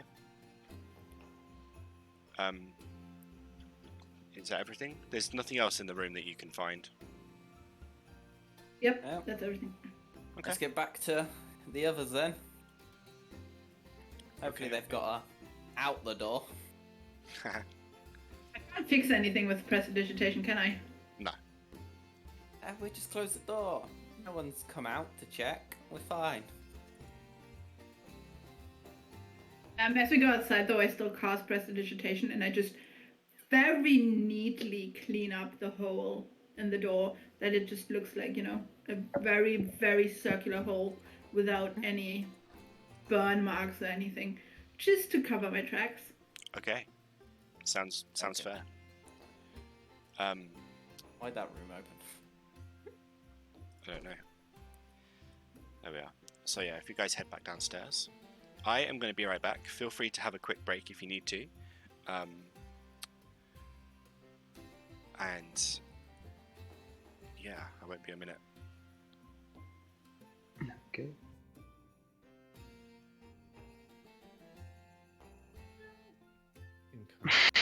Having move trouble getting myself. into the room. Yeah. It's very laggy. Just Well, I'm now, stuck like, inside. popping in and out. Yeah. No, I can't. Now it's stuck. It was silly running away again already, but not running, but I mean, yeah, we'll be back, right? If this means that she still dies, we'll still be back. We will be back either way. I want my eye patch. I don't care if people. I do care if people die, but I don't care if people die. I want my eye patch. I thought you were meant to be the moral high ground here. She forgot all that, remember? yeah, she's already like tortured the people like who are walking past us the first thing today. Fair point. She just wants to have some fun.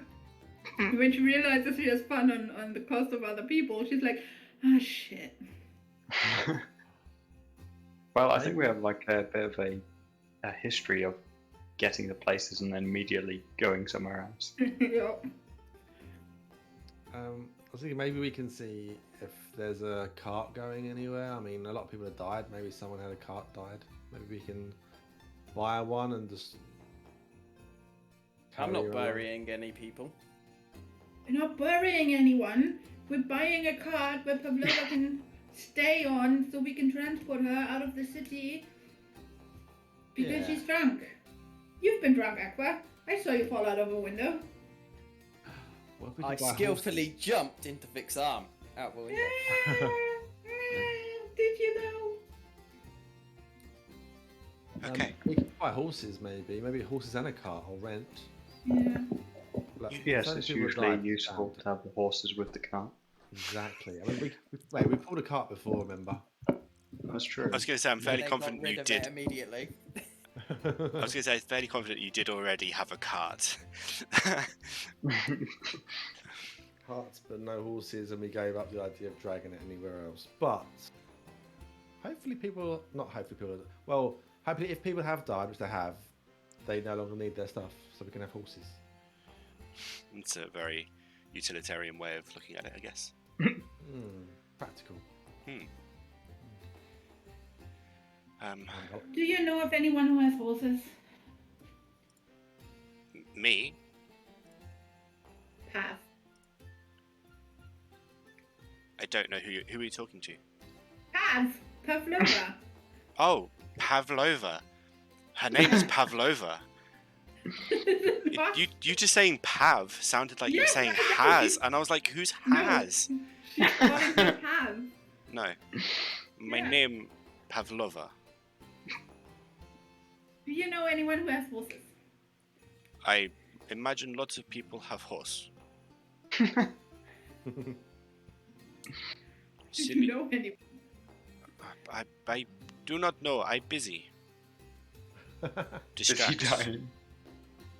I'll ask the barkeep, maybe. Oh, hi. Do you need another drink? No, I think we're good at the moment, but we're looking at getting out of town for like just a little bit, see if we can help someone. But you've so just we're got looking at, here. We have indeed. We will be back. We will be back, but match of life and death and all that. Very heroic. That's us. Have you got? Do you know anyone who has like be able to rent out horses and maybe horses and cart? I'm sure there are a few people. We'll pay well. Well, I did see that rather large bag of gold you got, so I would hope so. Yeah, I'm sure Big Dal, you could sort you out a few horses and a cart. Big Dal. Big Dal. The accent's Where's- changed, I'm sorry. That's alright. Where's Big Dal? He's just out with, he's just out of here, and but he's on the border of the city. You can't miss him. He's basically, he basically has a massive horse pasture inside the city. It's takes up a lot of space. Very controversial. Okay. Thank you very much. Alright guys, we got a lead. Someone called Big Dal. Horses, carts, we can go over to his place and we can get going. Okay. Unless anyone else wants another drink before we go. No, I think I'll. No, that's not fire whiskey. That's a shame. Actually, I'll pop back and just see if I can get I don't know. I've got rations, but I'm sure we don't. Pavlova won't and stuff. I'll just ask for some stuff that'd be good for a few days on the road. That'll last. I'm sure we could rustle up some cheese and biscuits. Would last a few days. Cheese, biscuits, bread, yeah, stuff like that'd be good. Yeah, we can arrange that. It's the finest cheese, biscuits, and bread in Wildenwell, though. Cool. Take some fruits as well if you got them.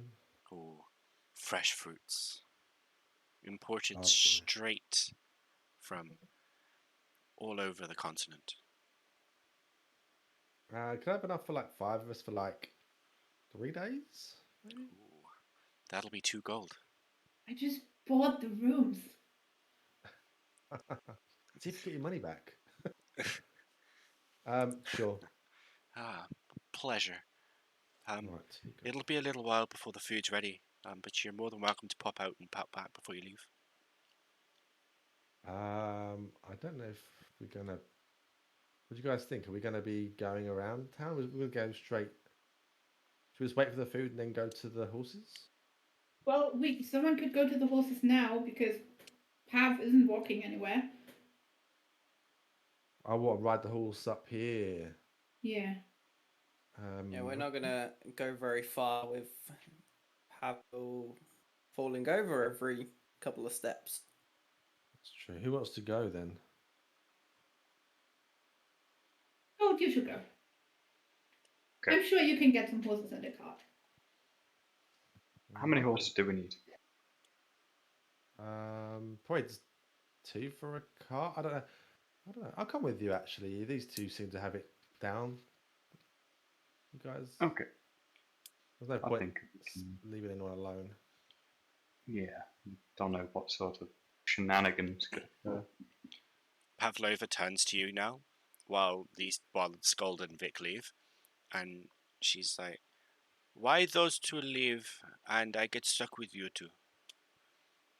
They're just gonna get a cart and some horses. Why handsome one and tall one leave? Why you 2 stay? Why I get stuck with you? We're the nice ones, they're the rude ones. We just went and got your stuff from upstairs. It's their turn to go grab stuff. But why I get weird one and stupid one? You not look after You may me. need more drink. I'm not stupid, You got burnt, silly girl. but it's not on purpose. Indeed. Silly. Silly burn. And stupid blue. Meanwhile, Wow. meanwhile, Vic and Sköld, sorry. You head off in the direction that the barmaid pointed you in to find Big Dal. And the city isn't too big. You can walk across it fairly quickly. And the music stopped. That's why it's gone weird and quiet. You eventually manage to. Let's go for this one. Sorry. you find it, and it's not difficult because there's a big sign over a building, and then like a massive pasture at the back of it that just says "Big Dal's finest horses." And as you approach, you can see inside that there's like the smallest human you've ever seen. Thin, short, just like absolutely tiny, and he's currently facing away. It seems to be kind of tending to a horse through like a horse gate, essentially, into the stables. And as you enter, he turns around and he says, "Well, hello. My name is Big Dal. Pleasure." Hello. Hello. So we would like to rent a cart and horses, but have you any carts that could hold like 5 people carts kind of thing with horses as well? Yes. So like we can ride like from the cart as well, one of those kind of ones. Yes. We have what you need. Pricey, Okay. but only requires 2 horses. What do you think, Sköld? Well, we have been recently paid, so I suppose we can cash out a bit. It all depends, though. I mean, we could skip a bit of money to make it a bit more economical, but and we're not going to be using it for too long, so... True. Well, I'll just speak up a little bit. Shame wasn't that much money we got. Make a How much deception would check. it be? He was already perked up when Sköld was like, "Yeah, we just got paid." That's what I thought we were. Okay. His eyes lock onto Sköld. Yes. We have what you need. How for rent as well? For Oh, of course. How much? Well, it depends on how long you need them for. Only a day. A day. Marvelous. 2 horses and a cart to fit 5. 23 gold. Including rations. For the horse, of course. Okay, that sounds a bit steep, but Make an insight check. might be able to. Both of you.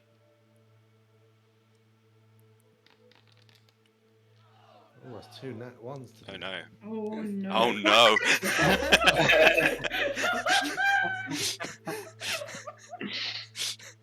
Oblivious. This seems like a really good deal, guys.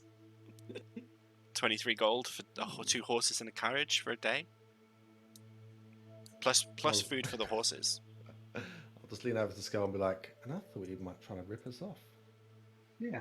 I mean, it seems like a very reasonable deal. Yeah. I don't know anything about horses, but I'm sure it's a very good deal. Yes. Right. Say for example, we want to try to make it one day, but it ends up being longer. Would it be 23 gold per day? It's 23 gold for the initial outlay. An extra 15 gold per day. Okay. So it wouldn't be our intention to be longer than a day, but if things arise and it got longer, that would be okay. We'll just pay the extra 15 gold per day. Would that be right? Of course. Okay. Of course. That sounds perfectly reasonable. Okay. Or would it be 10 gold per day? Because obviously then we'd have to supply rations for the horses anyway. Ourselves after that, obviously. No.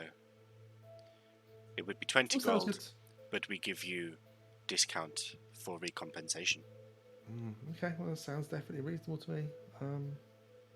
Yeah. Indeed. Lovely. That sounds good. Here's 23 gold. Okay. He takes it and immediately pockets it and follow me.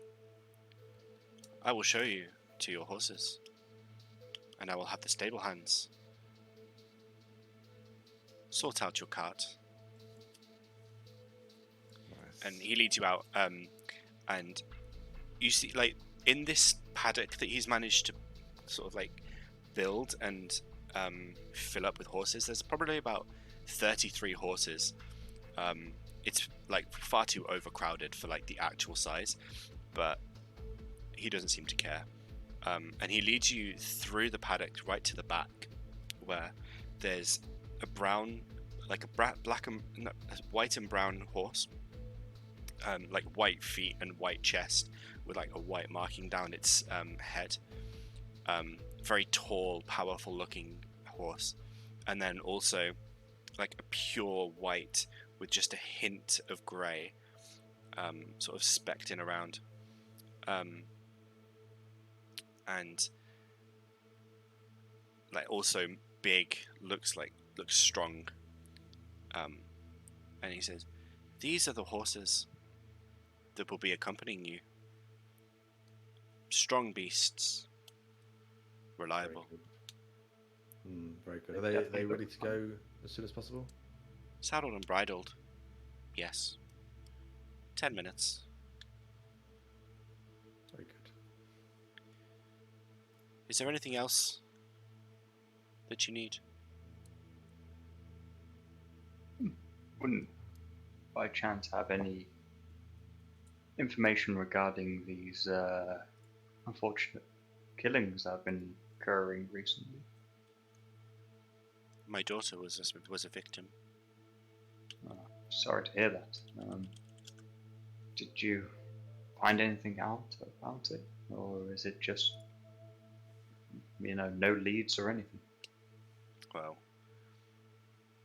to begin with, she wasn't very keen to tell me. And then when she told me about the humming, we did all we could.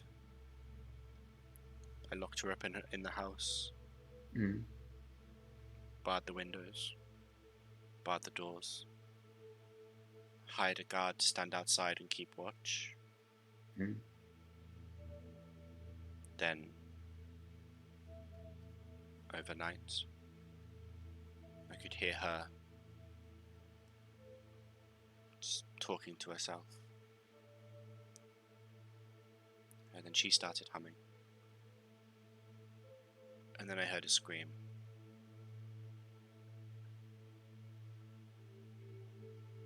See.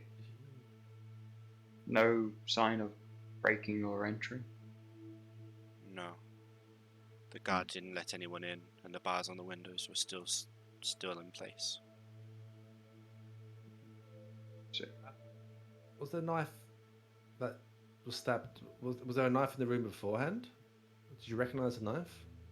No, I've never seen it before. It looked strange. Both intricate and detailed, while also looking common in a way. Simple steel blade, but the handle looked white as bone. Worn almost, like it's been held by many hands. From what I gather, others have had the same.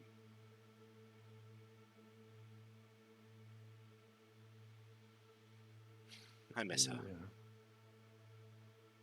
Yeah. Well, thank you, and I'm sorry for your loss. We're trying to get to the bottom of it, and hopefully we can stop it from happening to anybody else. I wish you luck. I hope you manage to prevent anyone else from having to deal with what I've dealt with. So do we. I bid you good day. Your cart is ready. And you can see the two horses that he originally led you to have been led away, saddled and bridled, and hooked up to this. It's less of a cart and more of an actual carriage, like It's got a roof over it, and there are actual benches inside that you can sit on. Space for 4 inside, and then a driver. And it looks like you've got a decent deal for your money, especially considering it was such a good deal in the first place. Sköld, I think we should always be in charge of negotiating deals. We seem to be pretty good at it. I know. I couldn't see how that could go on any better. Yeah. Fantastic. Do you want to take the reins? Sure. Okay. What's my animal handling? I was just about to say, Mine's only a +1. I hope yours is better. Okay. as you head back to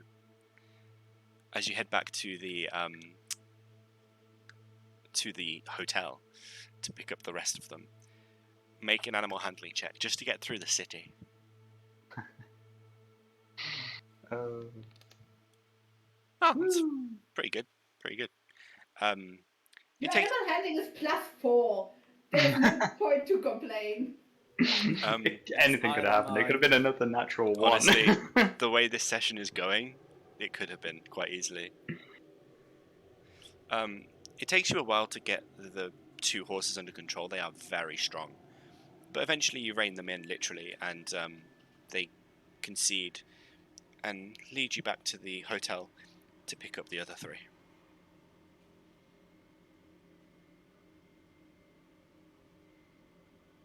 Right, so be outside. I'll be like, okay, I'll if you want to stay on the hall, Sköld, I'll Yeah. let them know we're here. Hopefully the food's ready as well. Sounds like a plan. I'll make sure the horses are all right. Hello, we're back. We're back. Do you guys want to take Pavlova to the to the carriage, and I'll get the food? At this point, Pavlova has passed out. Yeah, we'll make sure she hits every bump on the way out. Okay. Okay. Yeah. I can help, or do you want me to? I'll get the food. You're back. Your food's ready. It just needs collecting through the restaurant. If you, that's where our food orders get picked up. It's just across the hall, on the left-hand side. Thank you. I guess I'll start dragging Pavla out. Okay. As you come into the restaurant, there is a very kind of well put together man sat at the table. So like this guy that you're looking at now is sat at this back table, just tucking into a very minimalist but fancy looking plate of food. Doesn't even acknowledge you. And then you see there's like a hatch against the wall back here that this dwarf person, you're not really sure, kind of comes up to and says, "Were you here to pick up food? I have it ready here for you. Cheese, biscuits, bread, and some fruit. Is that right?" That's us for what, Marvelous. 3 days worth, wasn't it? I think. Yeah, we threw in a bit extra for you. Lovely. You had a bit of a recommendation from old Lilia. She seems to have a bit of a soft spot for you. Lilia, is that the waitress? Yeah, she bit of a wild one. Oh. But Wow. no, enjoy What, the food or the food. Magidala? Oh, quite. Wow. And as you leave, the guy that's sat at the table literally doesn't even look up to acknowledge you. You do notice, however, that there's like what is essentially a piano just playing itself gently and softly. Very nice. This person was eating something very minimalistic, like meal. They don't look fancy or anything. The meal looks like it would cost probably about £100 Oh. because of how little there is and how like apparently good it looks. It's one of them really fancy 5-star restaurant type things. Right. You know, Okay. It's not a restaurant you go to eat at because, let's be honest, you'd leave hungry and go to McDonald's afterwards. Yeah. It's more of a status thing. Okay. I won't bother them, I guess. I'll join up with these guys, and hopefully they made like some progress towards the cart. Nah, I'm about here in my Yeah. head. Where I got to. Yeah. Pavlova's. You're just literally dragging her dead weight behind you, basically. I get to here and I raise my left hand off her and grab more sweets as I come past, and just shove them in my pocket. The as a carry-on dragon. The concierge has refilled the bowl. Oh, cool. Yeah. So you get out to the cart and you manage to drag Pavlova back into it. She does let out a few groans as you not so gently like drag her in.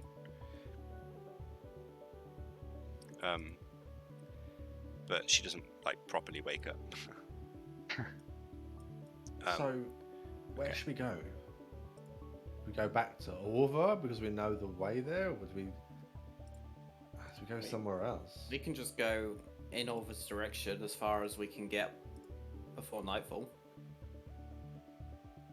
Yeah, we've got horses now. Was it this night that she was expecting to? This or tomorrow. We don't know for Apparently. sure. No. See if we can get to. I don't know. Do we want to go to a tavern? Where do we want to? Somewhere in the woods. Just go as far as we can until nightfall. Put up camp somewhere. Roads. With the car, we'll have to start a road, I think. Yeah, put up camp somewhere after shortly before nightfall, and then just wait. Yeah. The only problem I have is it's going to look a bit suspicious if things do go south and we're left with a dead body. Hopefully, we have enough witnesses who can attest to us trying to help her through this. With what the town's going through, I think they'll understand we're saving / testing how it works. How did that go last time? Well, I've not got my knives out, so better this time. Maybe we speak to the lieutenant and let him know what we're doing on the way out. Yes. Might be a good idea. Just to get the story straight. In case we don't return with her.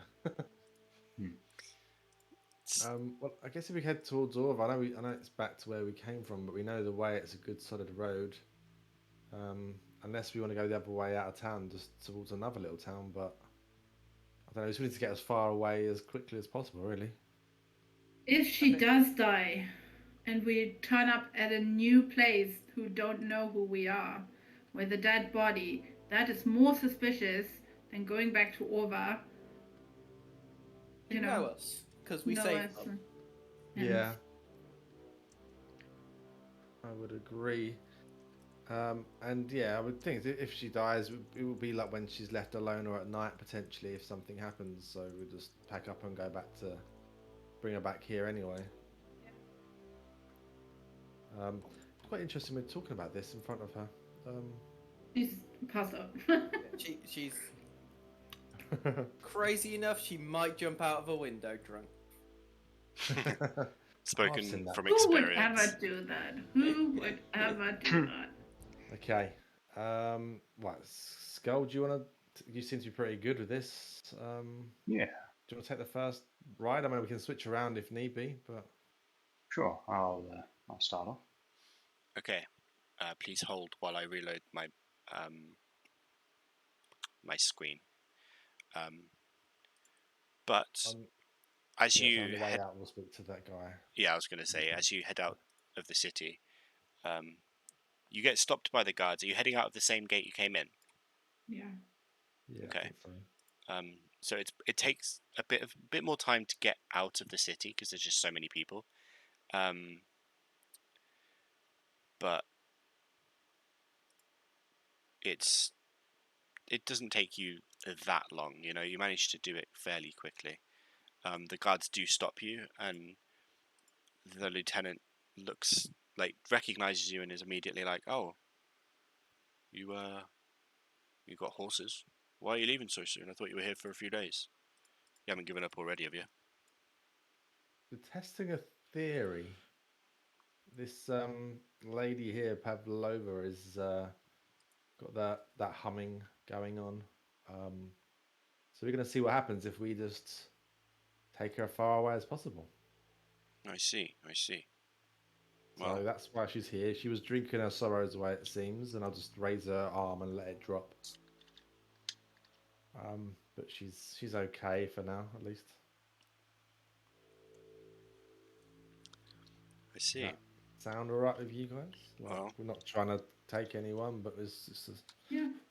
trying to work out ways that, because we were thinking if she just does still somehow die, or if she maybe doesn't have the humming when we're far away, we work out something, or if she dies and someone else dies back in town at the same time, then we know it's not one person doing it. Or I think it should check off a few things. it makes sense. I hope to see you return with her alive. One And can only hope. if she's not, you'd better have a damn good reason. She's hearing the humming, and it definitely wasn't us because we're trying to help her. Yes.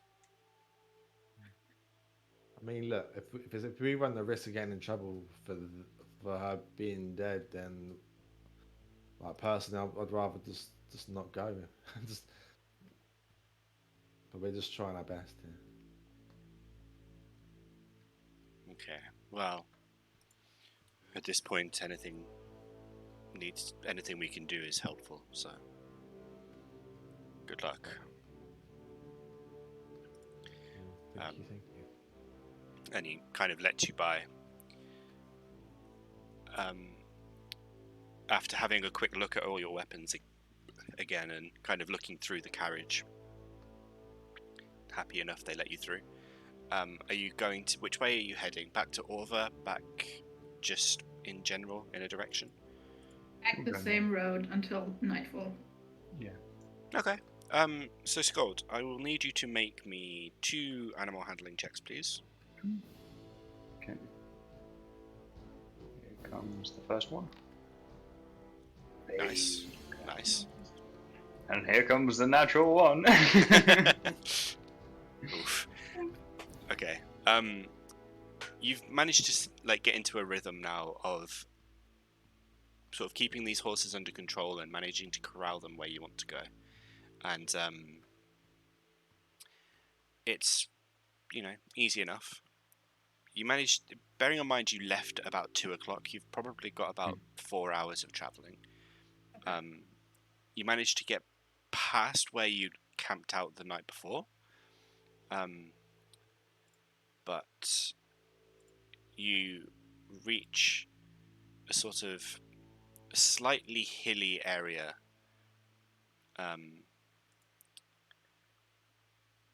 It's sort of a curve in the road as you're rising up some hills before. Oops. Did not want that. Go away, light. So you reach a sort of wind back section of the road, going up a short bit of hill. Pavlova is also here. Let me see if I can find horses. The whole shebang. The whole shebang. Horse. That'll do. Boop. Oh, blimey. Wasn't expecting Horses 4 that. times as big as us. Yeah, literally. And it's not letting me make a token. We'll leave the horse out. I mean, it counts for 2, right? Yeah, sure. That's 2 horses. So, Sköld would be there, and then the rest of you are kind of behind, basically, in the carriage. So yeah, you settle down. Well, you come to a stop as it gets too dark to really see any potholes in the road. And yeah, there's space to make camp at the side of the road, probably up here. Okay, let's try and get around to there as close as possible with the horse and such. I don't want to leave them unattended any further Is away. Pavlova still passed out? No, she has come back to consciousness.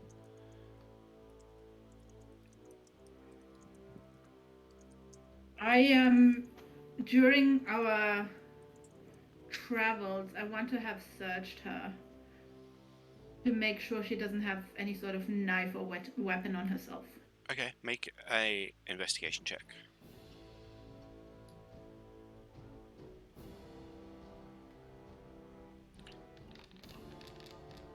Nope. It's a bit of a bumpy road. The carriage may be big enough to carry you, but it's still fairly bumpy, and there's no suspension. So it's quite difficult to, get into her pockets without copping a feel. And then before you really have a chance to properly get in there, she wakes up and is like, "What doing? Why touch? No touch. Bad burn. Just check. I'm just checking whether you have any weapons on you. I have no weapon. No weapon. Bad burn, Anything, stupid.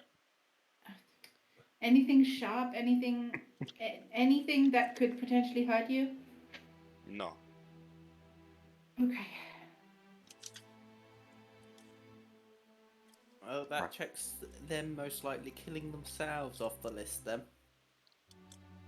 Where does a knife come from, though? We did hear that seemed to be a well-worn knife, so perhaps the same knife is used. But don't know.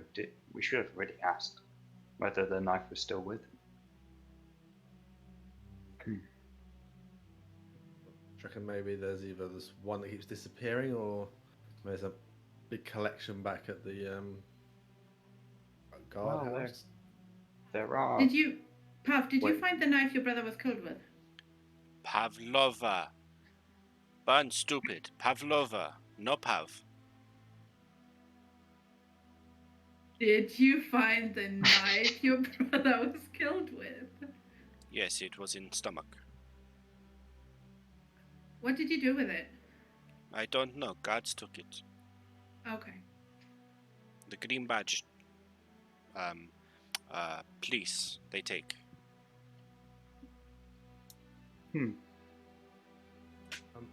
Also, are you still hearing the humming now? Oh yes, much loud. Okay. Alright.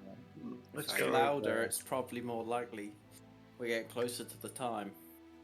What about the tapping? I hear tap too. It is tap tap tap tap tap tap tap tap tap tap, and she kind of taps on the side of the carriage, and it's literally just like constant sort of like in time tap tap tap tap tap tap tap tap along with the hum.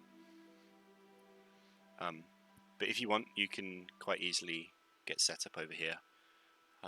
Thank Ooh. I know. Who knew I could just click and drag and drag? Very good. Oh, I'll get a 10 out. Okay. Yeah, I'll Yes, I tend to have the horses. I have a proposal. We should all leave our weapons in the cart. No. Oh. Burn, What if stupid. it's- How you keep safe if no weapon? I can keep you safe without a weapon. It's not. But. I mean, it's a knife to the stomach. I mean, I've got a sword. Sköld's got his hammer. So, You can keep all my pointy things in the cart, but What I mean though, I meant like daggers and swords and stuff. I'm gonna My keep- daggers are not leaving me this time. There will be no happy accidents. Okay. She kind of watches Vic set up the tent, and then sort of has like a very quizzical look on her face.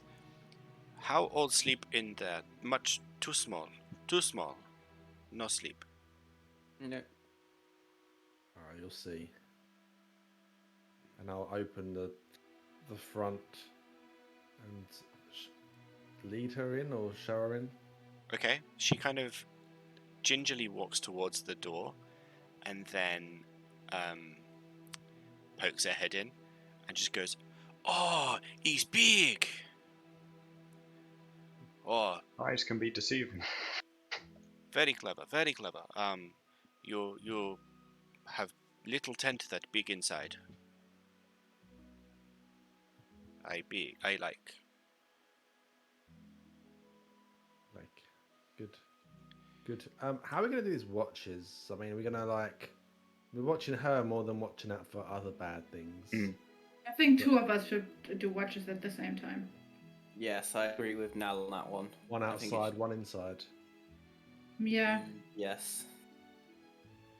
Okay, so we'll be sleeping here longer to get a proper rest, but that's Well, we can good. just stay here. I think it's better to stay stationary anyway, where we Yes, can watch the surroundings instead of traveling until maybe tomorrow night or tomorrow afternoon. Just wonder if we go far enough away, it will stop. Well, One thing to note is we were told by the stable master that his daughter started humming before the killing, so perhaps that would be a sign imminent. yeah. We'll keep an eye out if she starts humming. So I still think they somehow do it to themselves.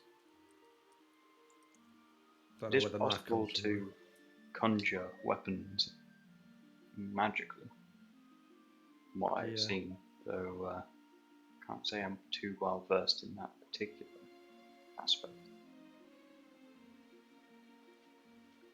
Yeah. Okay. Okay. So double watches then. One outside, one inside. Yeah. Okay. What's the watch order? I'm happy to go outside first if someone wants to stay up inside. I'll stay up inside for the first watch. I can if something's happening, I can talk to Vic outside without moving. Okay, so Nell and Vic. Yeah. Are you gonna do your normal 2-hour watches and just sort of stay up through the night? Yeah. Okay. So both of you make perception checks for me separately. I'm. Are the other two sleeping in the tent? I don't know. Are you? Yeah, I suppose we would be, wouldn't we? Yeah. Okay, I'm perched up literally right next to Pavlova. Okay. She doesn't sleep. She is literally like in her sort of little section and is just kind of staring at you, staring at her. Vic, you don't see or hear anything necessarily. It's a very it's a still night. There's not much in the way of clouds outside. Have you set up a campfire or anything, by the way? I didn't know. I didn't either. I wouldn't have. Depends on the temperature. If it was cold, I guess I would have done. If it's temperature's fine, then no. Okay, it's chilly, but it's a kind of late spring, early summer kind of chilly, you know? Okay, we can deal with it. Probably pleasant. Okay, so yeah, probably not. no light or heat or anything. Cool. That's fine. Right. So as you stand outside to watch, you have just a nice, quiet, simple watch. Now,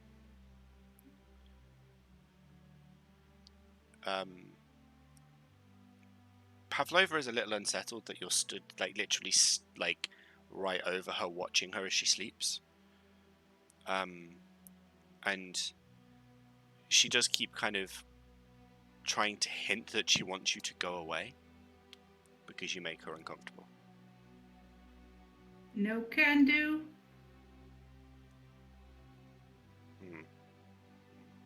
I no sleep. I too loud. Hum. Tap. Much annoy. Too loud. Well, I as long as I'm watching you, hopefully nothing happens to you. Better not. Stupid burn. No. 2 hours pass and your watch has come to an end. Before we stop, though, I sent a message to Vic. Everything okay outside? Yeah, no issues. What's she like inside? Agitated, but nothing more than she was earlier today. Well, still alive at least. Yep. Okay. I'll come inside. Cool. The two of you finish your watch. What changeover are you doing? Describe your changeover for me. Well, okay. Nell is still sitting where she sat and is telling Vic in his head, "Wake up, Sköld and Aqua." And Aqua or whoever can take over for me. I'm not leaving until he's sitting right beside me. Okay, I'll do that. We're probably going to have a few rounds of this, aren't we? Yeah, probably. Throughout the night and morning. But okay. Yeah, I'll give the other two a nudge. Okay. Tell them everything's okay for now. We're just going to swap for a bit. Okay. So, Aqua and Sköld, you get woken up by Vic. You can hear Nell and Pavlova having a conversation between themselves in, the little room that Pavlova's been assigned. And Vic's inside, kind of getting ready to settle in for bed for his 2-hour rest. Who's doing what? Do you wanna? Well, what you got? If I swap with Nell and you go guard outside. Yeah, I was thinking that, 'cause then I can look after the horses if they get spooked or anything. Okay, we'll do that. I go in and sit down with Nell. Okay. So now Aqua comes in and relieves you from looking over. And Pavlova kind of rolls her eyes. Ugh, why I get stuck with you two? Why cannot have the handsome one or the taller one? Why always you two? Unfortunately, if this is magic based, we're the best you've got against magic. Oh, well, I may as well just die now then, I guess. No, the offer's still there. I can give you a shield just in case. You just have to be willing to let me put my hand on you for a second. No touch. Okay. No touch. Okay, Sköld and Aqua, make your perception checks for your watches, please. Dum, dum, dum. Bum, bum, bum. Nice.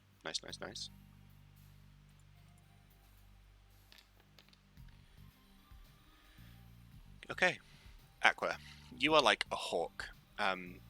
Basically doing the same as Nell, sitting over Pavlova, and not keep really taking your eyes off her. She does start to fail a little bit. She starts to get really drowsy, but she just doesn't seem to be able to go to sleep. A few times she kind of seems to drift off, but then wakes up with a start and just kind of shakes it off and starts talking to you again. Mostly about how much she would prefer to be looked after by Vic and Sköld. Sköld. Outside. Nobody passes by.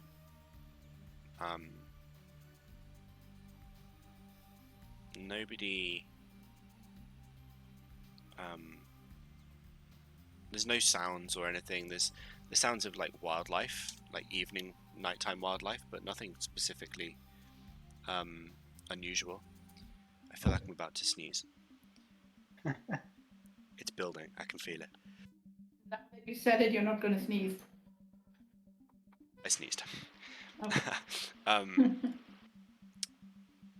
But yeah, so it's just a quiet watch generally. Until about an hour and a half into your watch.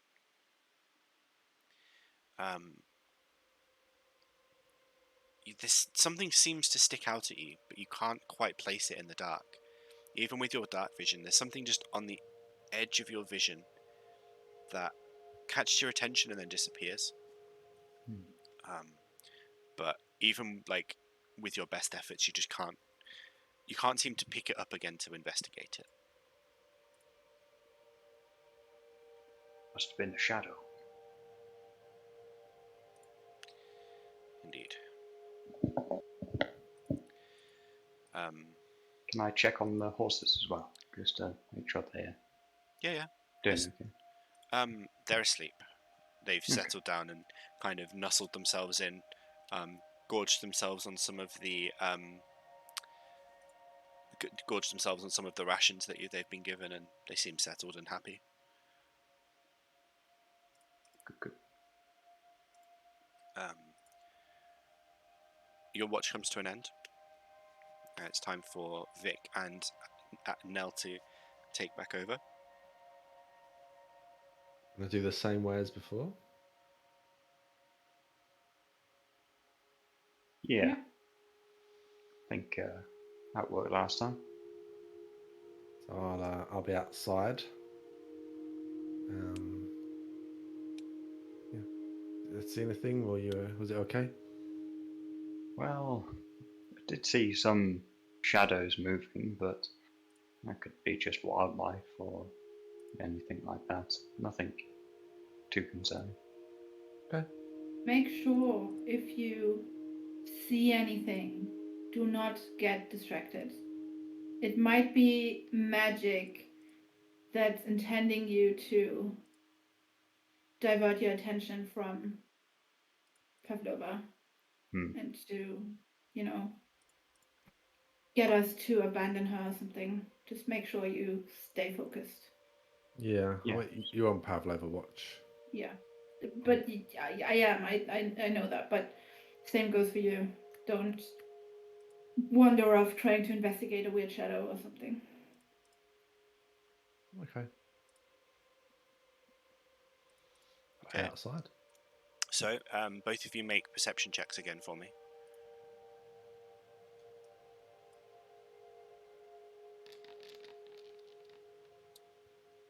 Not bad. Not bad. Vic. While you're outside,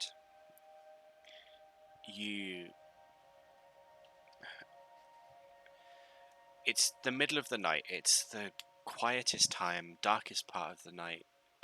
Even with your dark vision, you can't see far. You can barely see to the edge of your dark vision, let alone past it. Much like Sköld, you see something. So, like, basically, if you and Sköld had replaced each other, you see something that seems to be kind of moving down the ridge, and then as you lock eyes on it, it seems to disappear down the bottom. You hear no movement.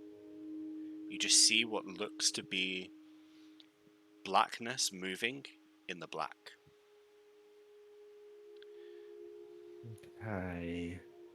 I wonder if I have my set. I've got a tinderbox. Mm-hmm. So I've got 10 torches. Yeah. Can I light a torch Sure. and just head to the ridge? Not too far away. Okay. So, in the ridge, you can see down the bottom, and it looks much the same as you left it previously. Make another perception check, investigation this time. Sorry. Why don't you listen to Nell? Who listens to Nell? Wow. Honestly. That's a mood.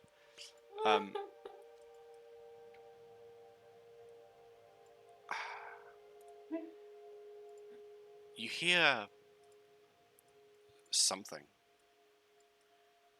in the distance. Just seemingly out beyond in the darkness. Like again, just at the edge of your light. You can't quite make out what it is.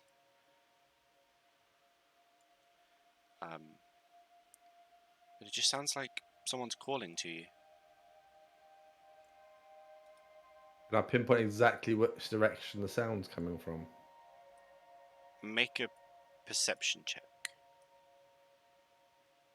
A very rough estimation of the tent, just for reference. No, it's too difficult to make out. But down this way somewhere. Not just down here, but it seems to be coming from like down here, down here, down here, potentially up here.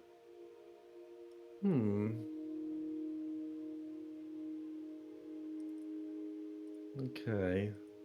Definitely something weird.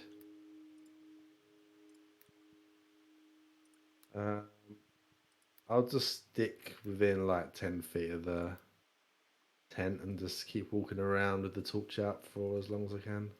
Okay. Let's redo the tent properly. The rest of my watch. And I see the light from the inside moving around. You can just about make out the shadows, yeah. I sent a message to Vic. What are you doing? What's going on? Some weird things. I think like lurking shadows. Don't know, weird noises. Take your position. Do not move. I'm not gonna go too far, no.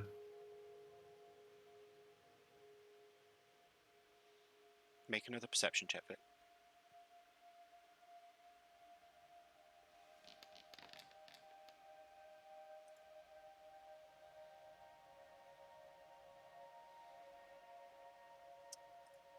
Something's moving. You hear the sound of twigs behind you snap. And you just hear, Vic follow. Okay, now I can't talk back, I guess, because I've already responded. So I'll go to the tent, open it up, and just say what's happening. Okay. I'll go in. I'll be like on the edge and be like, I think we need to. I don't know. Something's calling my name. I can hear things moving around in the dark. I sent a message first to Aqua, then to Sköld, because I can't do it simultaneously, to wake them up. Guys, wake up. Okay. What's the matter? Yeah, what seems to be our problem? Something's outside, like walking around. I'm hearing breaking branches. I'm seeing shadows moving. I'm hearing things call my name. Now, Okay. I think it may be a distraction to try to get us to not pay attention to Pavlova. So I think I have a question. Mhm. Based on where you're all stood now, have you taken your eyes off her? No. That's not. You moved. I moved. I moved because of the. You didn't specify that you weren't, and it's a genuine question that I need a genuine answer for. At any point, did you take your eyes off her? No. I would not have taken my eyes off her. And the movement was because of the previous arrangements, and we just forgot to move each other. Okay. Sköld, make a perception check. And do.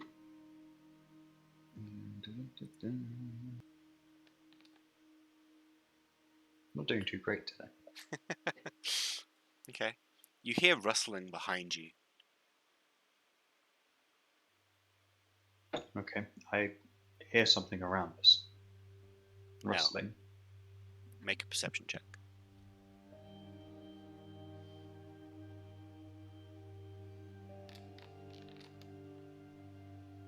Okay.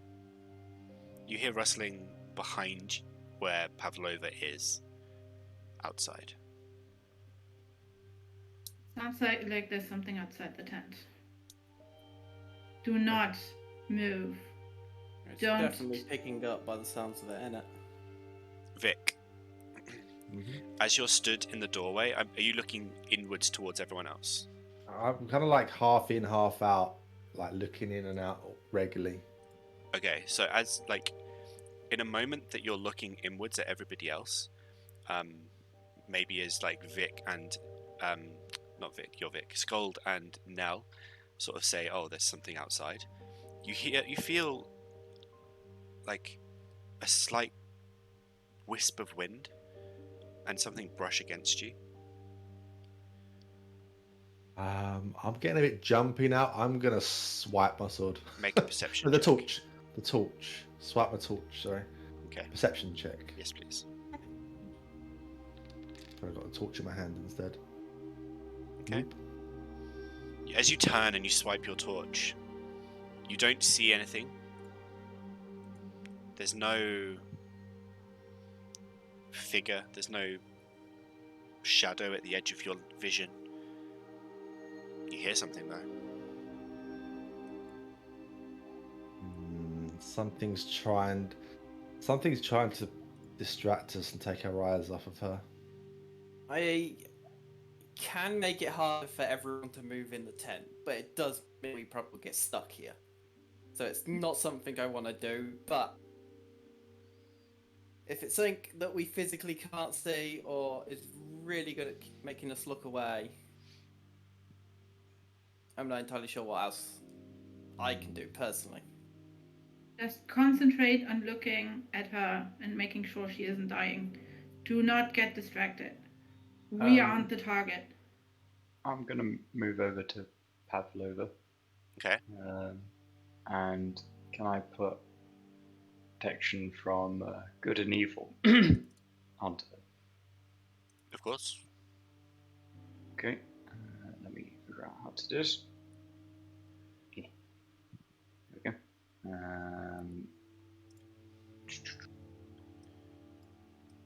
I think. Yeah, I was going to say if you target her, it should put it on for her. Yeah, there you go. Awesome. So that.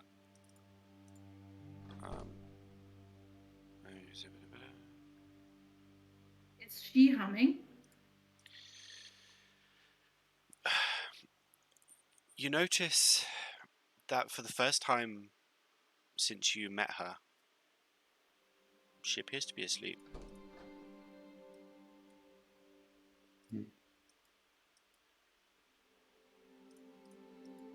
That's concerning. Or maybe the humming stopped. I guess we let her sleep and... Vic, Thank you. as you step outside the tent, make another perception check for me.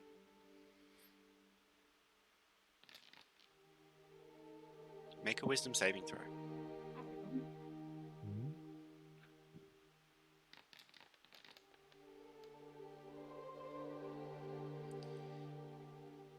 Vic, as you turn to take a step out of the tent,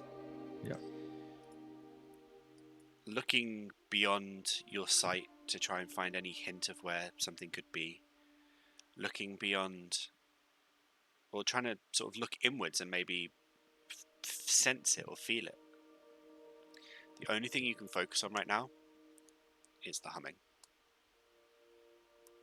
No. So I can hear the humming. Mm-hmm. And it's basically like tinnitus, right? It's constantly there, but it's a very low register, like a very low constant and it kind of rings in your brain.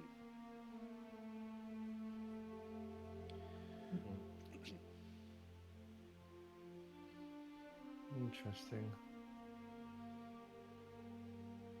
I'll just continue walking around. Okay.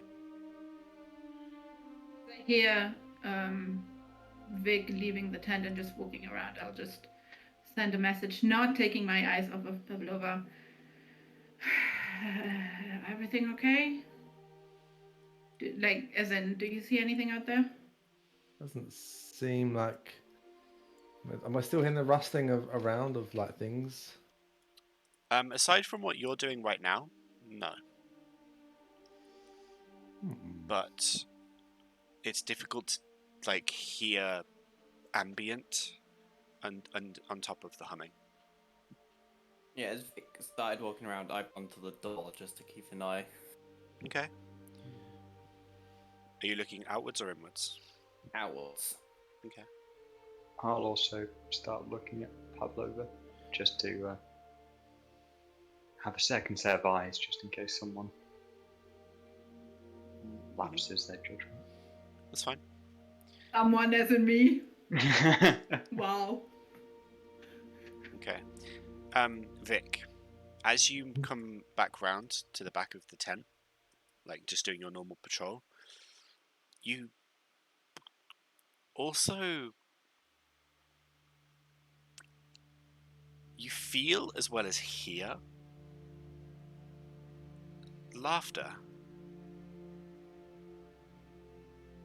Not like roll on the floor laughter or, like stomach bursting laughter, but like someone's just tickled pink about something. Do I recognise a laugh like the hag again? Or Mm-hmm. I do. Okay. What are we gonna say to the hag this time? What? Finding this amusing, are you? How fitting that it would be you.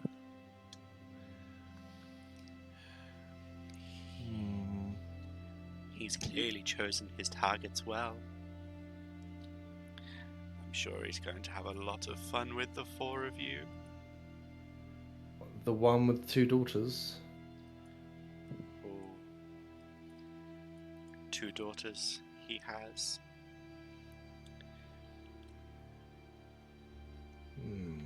Is he in the town? Is he back in Wildenwell? You know where he is.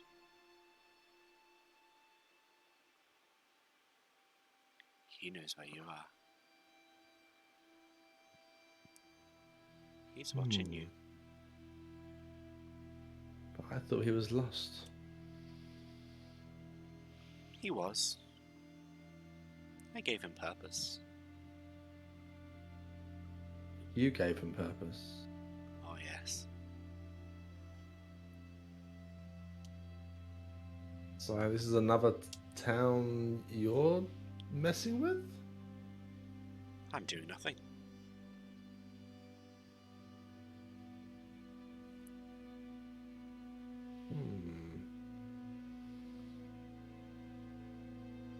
Okay. So, I don't know. In efforts of big fun, how do you reckon we should proceed?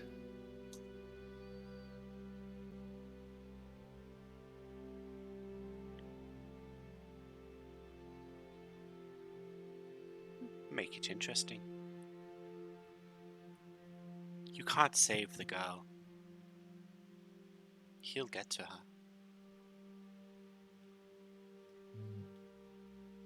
And then he's coming for you.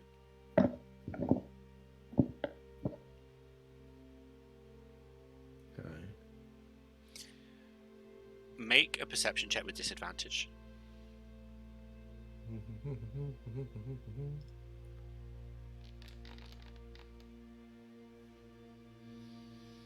Okay. You fail to notice, while you're kind of stopped talking to Mavamwe, the movement behind you, and the blade coming towards you. Ooh. The first you know of it is as you get pierced through the back. And then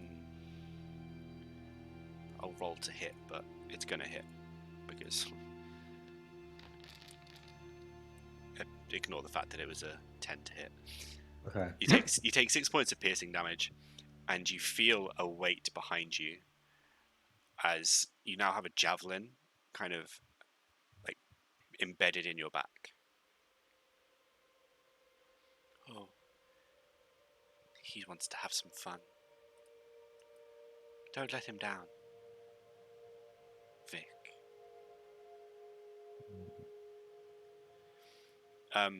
The rest of you inside, Aqua especially, you hear Vic talking to himself,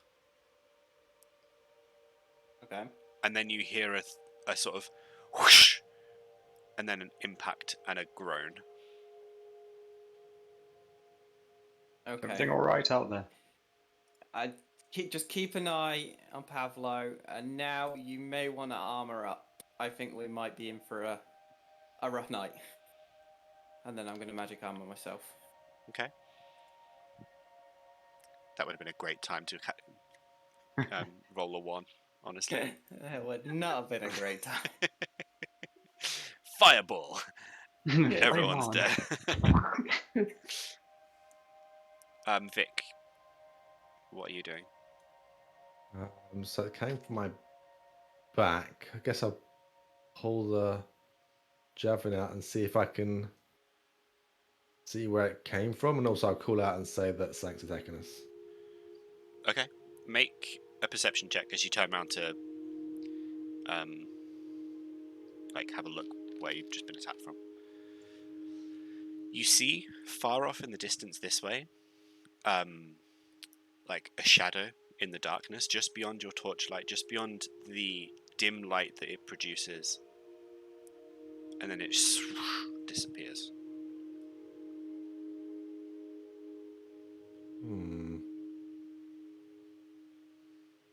Okay, so I wouldn't have had a chance to throw the javelin back just as a 1 in a million. You can try. It would be with disadvantage. I'm gonna do it. I don't have a javelin thing though. Roll a d20, add your proficiency and strength. I don't normally do it like this. Yeah, I know it's a bit confusing. Proficiency 2, strength is like 5, so plus 7. This should help you out. Okay, and then roll again. So just click up in the chat and press enter. Oh, yeah, it's disadvantage, isn't it? Yeah, boy. Okay. You manage to pull the javelin out of your back, but the pain spasms your back muscles a bit at the wrong time, and as you go to throw it back, it just kind of lands off innocently in the brush of the forest. Okay. Aqua, Yes. where are you looking currently?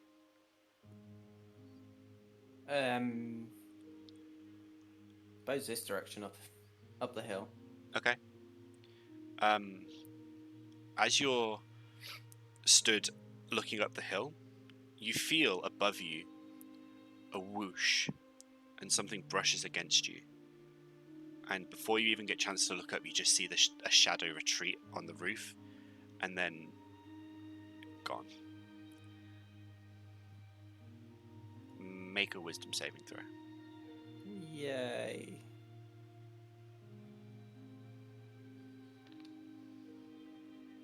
Okay. It's hard to concentrate when the humming is so loud. Fuck.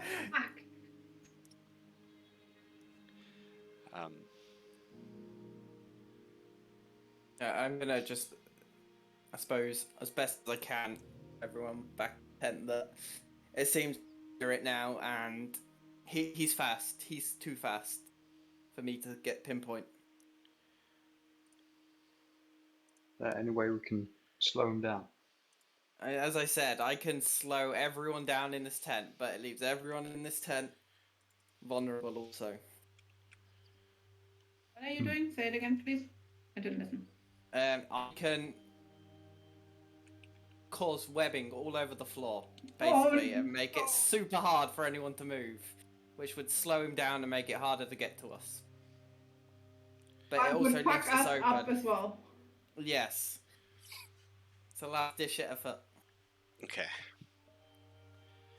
Vic, make another wisdom saving throw for me.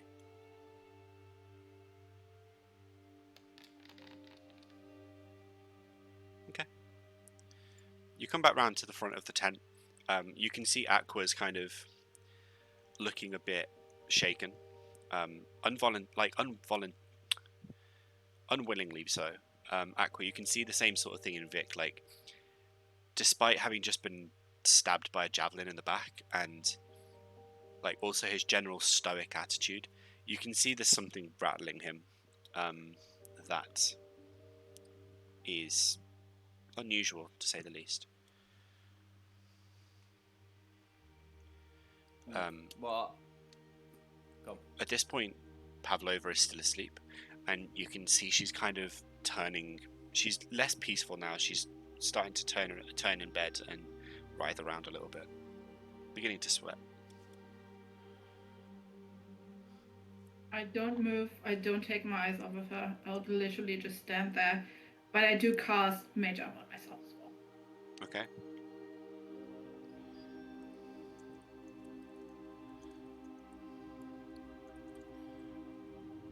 Okie dokie.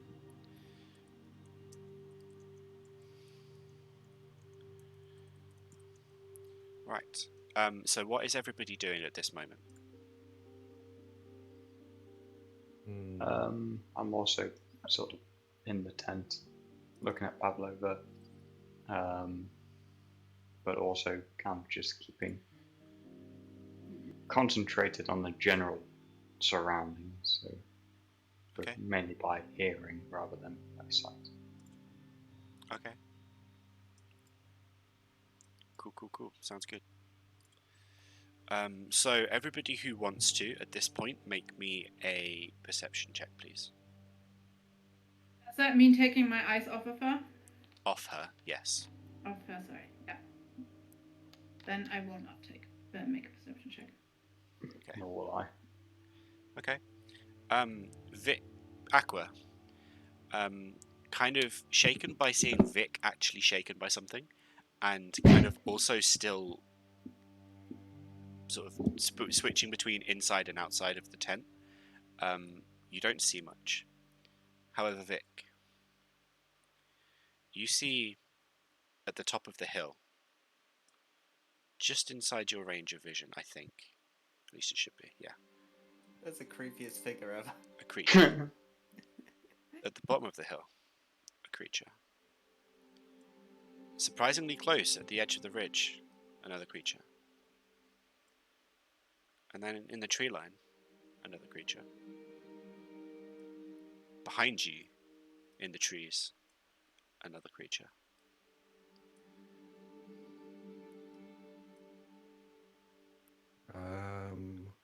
Okay. I'm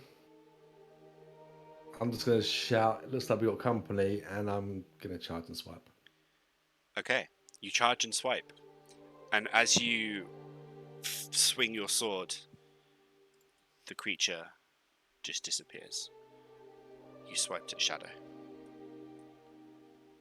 Did I see that, or was I not aware? Drawn to him calling as he ran to swipe, yes. Okay. You saw the you now see the two creatures further up the hill, and the creature shadow being that Vic swiped at that disappeared as he swiped. Aqua, what are we being attacked by? Apparently, shadows, from what we can tell. Shadows? Vic just attacked one and it just vanished. He did nothing to it. Vic, as you're stood on top of the ridge, you see another one appear. And then another one even further down the road. You can now see 6 of the of the things sort of encircling you.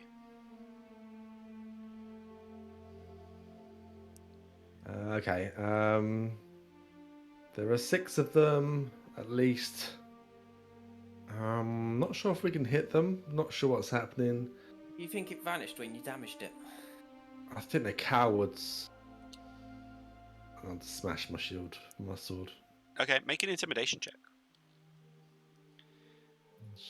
Versus shadows. Oh, so close. You slip as you try and smash your sword against your shield, and you end up knuckling the shield. Make a Constitution save for me.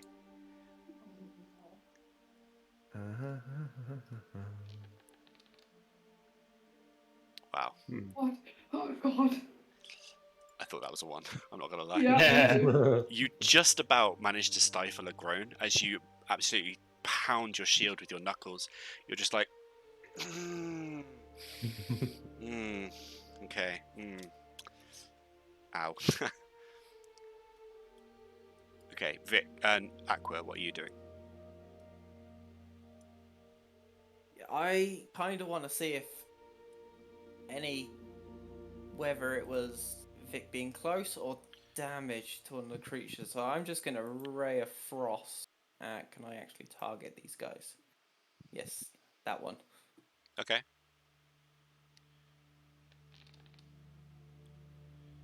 Okay, as you send off your spell, despite not being able to judge necessarily where exactly it is because it's dark, it's a shadow in shadow. As you send your spell off, the creature disappears. Guys, it seems any type it seems to make them disappear. Magical as well as physical. Another creature appears at the bottom of the ridge, Vic. That's a scary name that has in chat.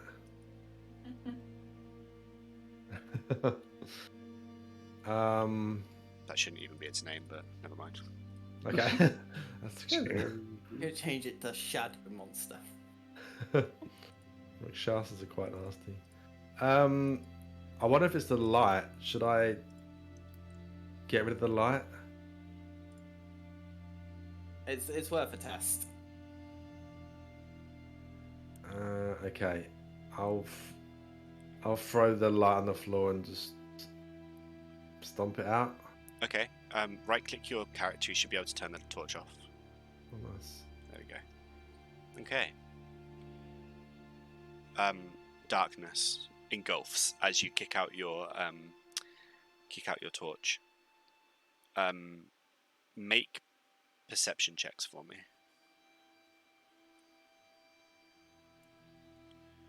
Right, I'm just going to talk to Nal before doing it.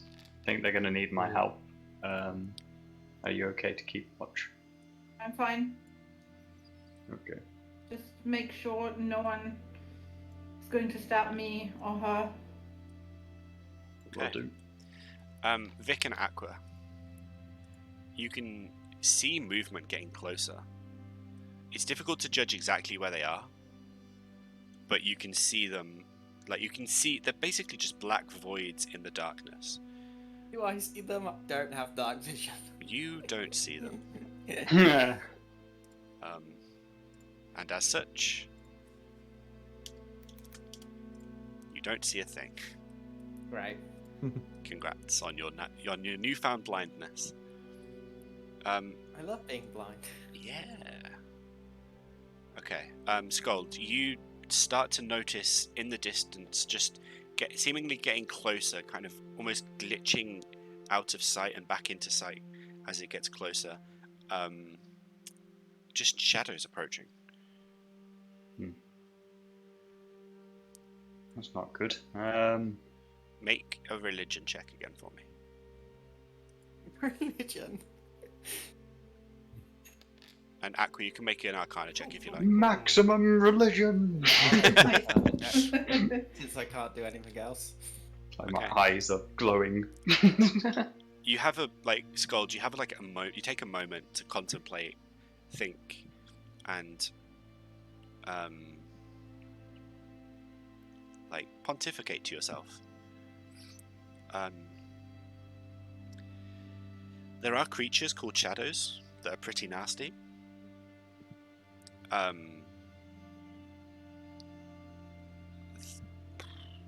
If you've got like 3 shadows approaching you, which is all you can currently see, well, actually 2,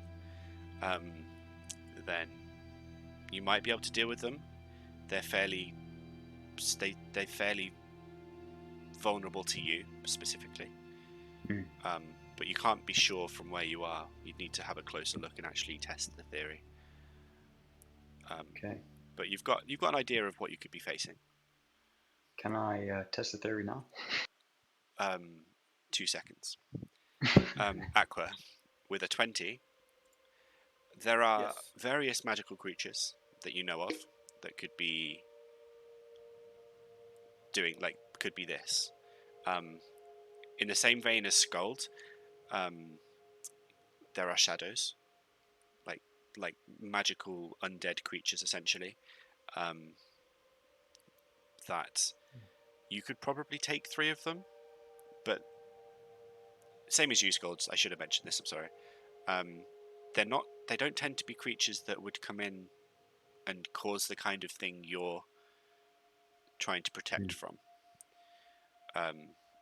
They're sort of mindless creatures, not master assassins. Sköld, feel free to try and attack if you like. Thank you. Oh. Bloop. Be like, be gone, shadows. Okay. As you send out your word of radiance and the cube of just celestial divine energy appears, the creatures just melt and disappear into the light. The same way as that when I attacked him with the sword, or different? Yeah. Basically, it looks different because this time is a spell, the same as like when Aqua did it. When it was a spell, it kind of hits differently, but basically in the same vein. As soon as anything damaging attacks them, they disappear.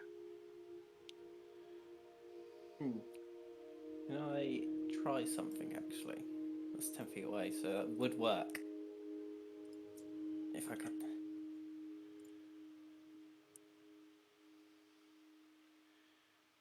I want a close look at one. I'm a lightning law. Okay. Which I create a leash of lightning energy, strikes one creature of my choice that I can see within 15 feet of me. It succeed a strength throw or be pulled up to 10 feet in a straight line towards me, and then take 1d8 lightning damage if it is within 5 feet of me. Okay. So, You summon your lightning lure, and you whip it out, and it should hit. Like, this should basically wrap around its neck and force it to save or be dragged towards you. But as soon as the arcane energy wraps around it, the creature just sort of disintegrates like before, and the arcane energy just whips in on itself and makes a thunderous noise. well, my fairy doesn't hold up, guys. Vic, 2 more at the bottom of the ridge and 1 further up, just poking out of a hedge. Head back in. Okay. Should we? Obviously, you guys haven't shared the details about what they are, but they do look like, well, darkness. So should we just set up loads of lights around the tent for tonight? Maybe, but did they attack you before? I mean, I got hit in the back by something.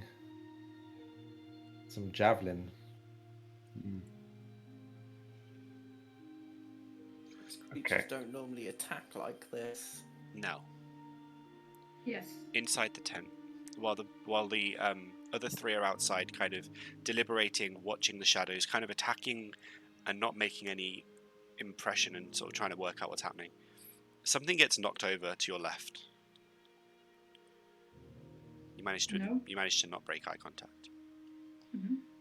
You hear, and only you hear, the drawing of a weapon.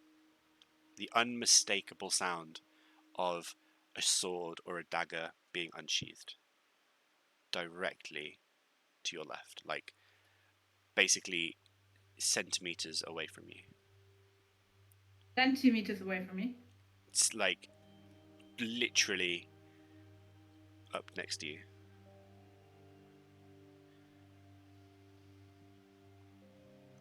You have seconds to react. What are you doing? The magic missile.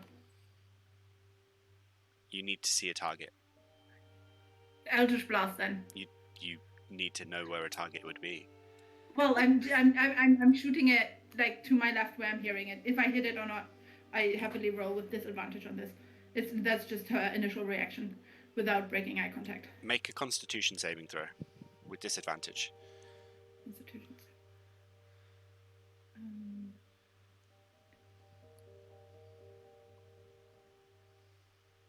Oh shit! I rolled it in wrong thing.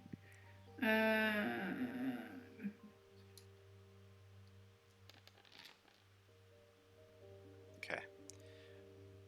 Despite your best effort, your eyes leave Pavlova for a second. As you look to see what to aim at, you summon your Eldritch Blast, and you look back, and as soon as you fire off your Eldritch Blast to your left, and you look back to Pavlova, and there is a shadowy hand with a dagger entering her stomach. Fuck! There is a creature inside next to you. I need you and everybody to roll initiative, please. Pavlova has been stabbed, but she's still breathing.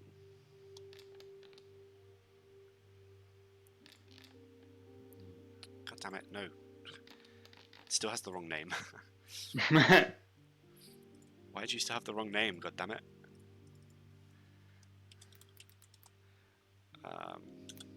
Yeah, there we go, sorry. Cool. Right. Okay, so everyone's rolled initiative, yes? Amazing. You all rolled so well, and I rolled a 4. Amazing. Okay. So, we've all rolled initiative. Nell has fired off a spell in reaction, and Pavlova has been stabbed in the split second that Nell looked away.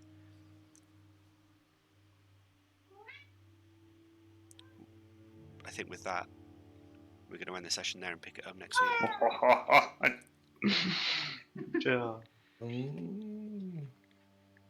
Good job, guys. You didn't die. Yet. Gave us the hums, though. We've got the hums. The humming. There's a real humdinger of a session. No, go away. That wasn't funny. I found that funny. Good job, Rob. That was funny. Thank you. DM approval. So yeah, we'll pick up next week at the beginning of initiative. Just as a point of order, Pavlova got stabbed, but is still alive.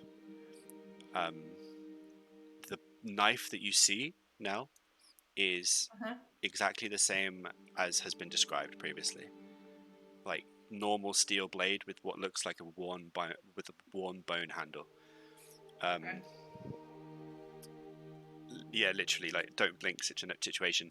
I was willing to let you do it, but then even the most stoic and brave people would probably blink when there's a blade drawn next to you. So I was like, I'll leave it to the dice. What would I have had to roll to make that save? Like a 15. It wouldn't have been too difficult, but Okay. not easy either. But we'll pick up next week on the initiative order, and yeah, we'll see what happens. I'm interested to see. That was a good session. I enjoyed it. And I'm looking forward to seeing what happens next. Likewise. Yeah. We're all available for next week, right? Yes. Next week should be alright, yeah. Okay. Should be. Things happen very quickly in my business. 1 minute I could be enjoying my week, next minute I'm off to Aberdeen. I mean, that sounds awful. No worries. Okay. Be good, though. We'll keep updated. And we'll see what happens next week. Sköld disappears. The cleric, the one that could heal Pavlova, just blips. Is no more. Do we have a raid, Yathina? Amazing. We have a raid. We're going to go and say hello to these guys. And as far as we know, we're going to pick up next week for the episode 17. Don't forget, Thursday evening, 6:30. Going live on YouTube for the premiere again. It's quite cool having a YouTube channel. It's not cool having a link, a command that doesn't work, but teething issues. We're getting there. Oh, there we are. But yeah, guys, we will see you next week. And don't get attacked by shadows in the night. Words to live by. Bye, guys. See you later. Bye. Bye. Okay.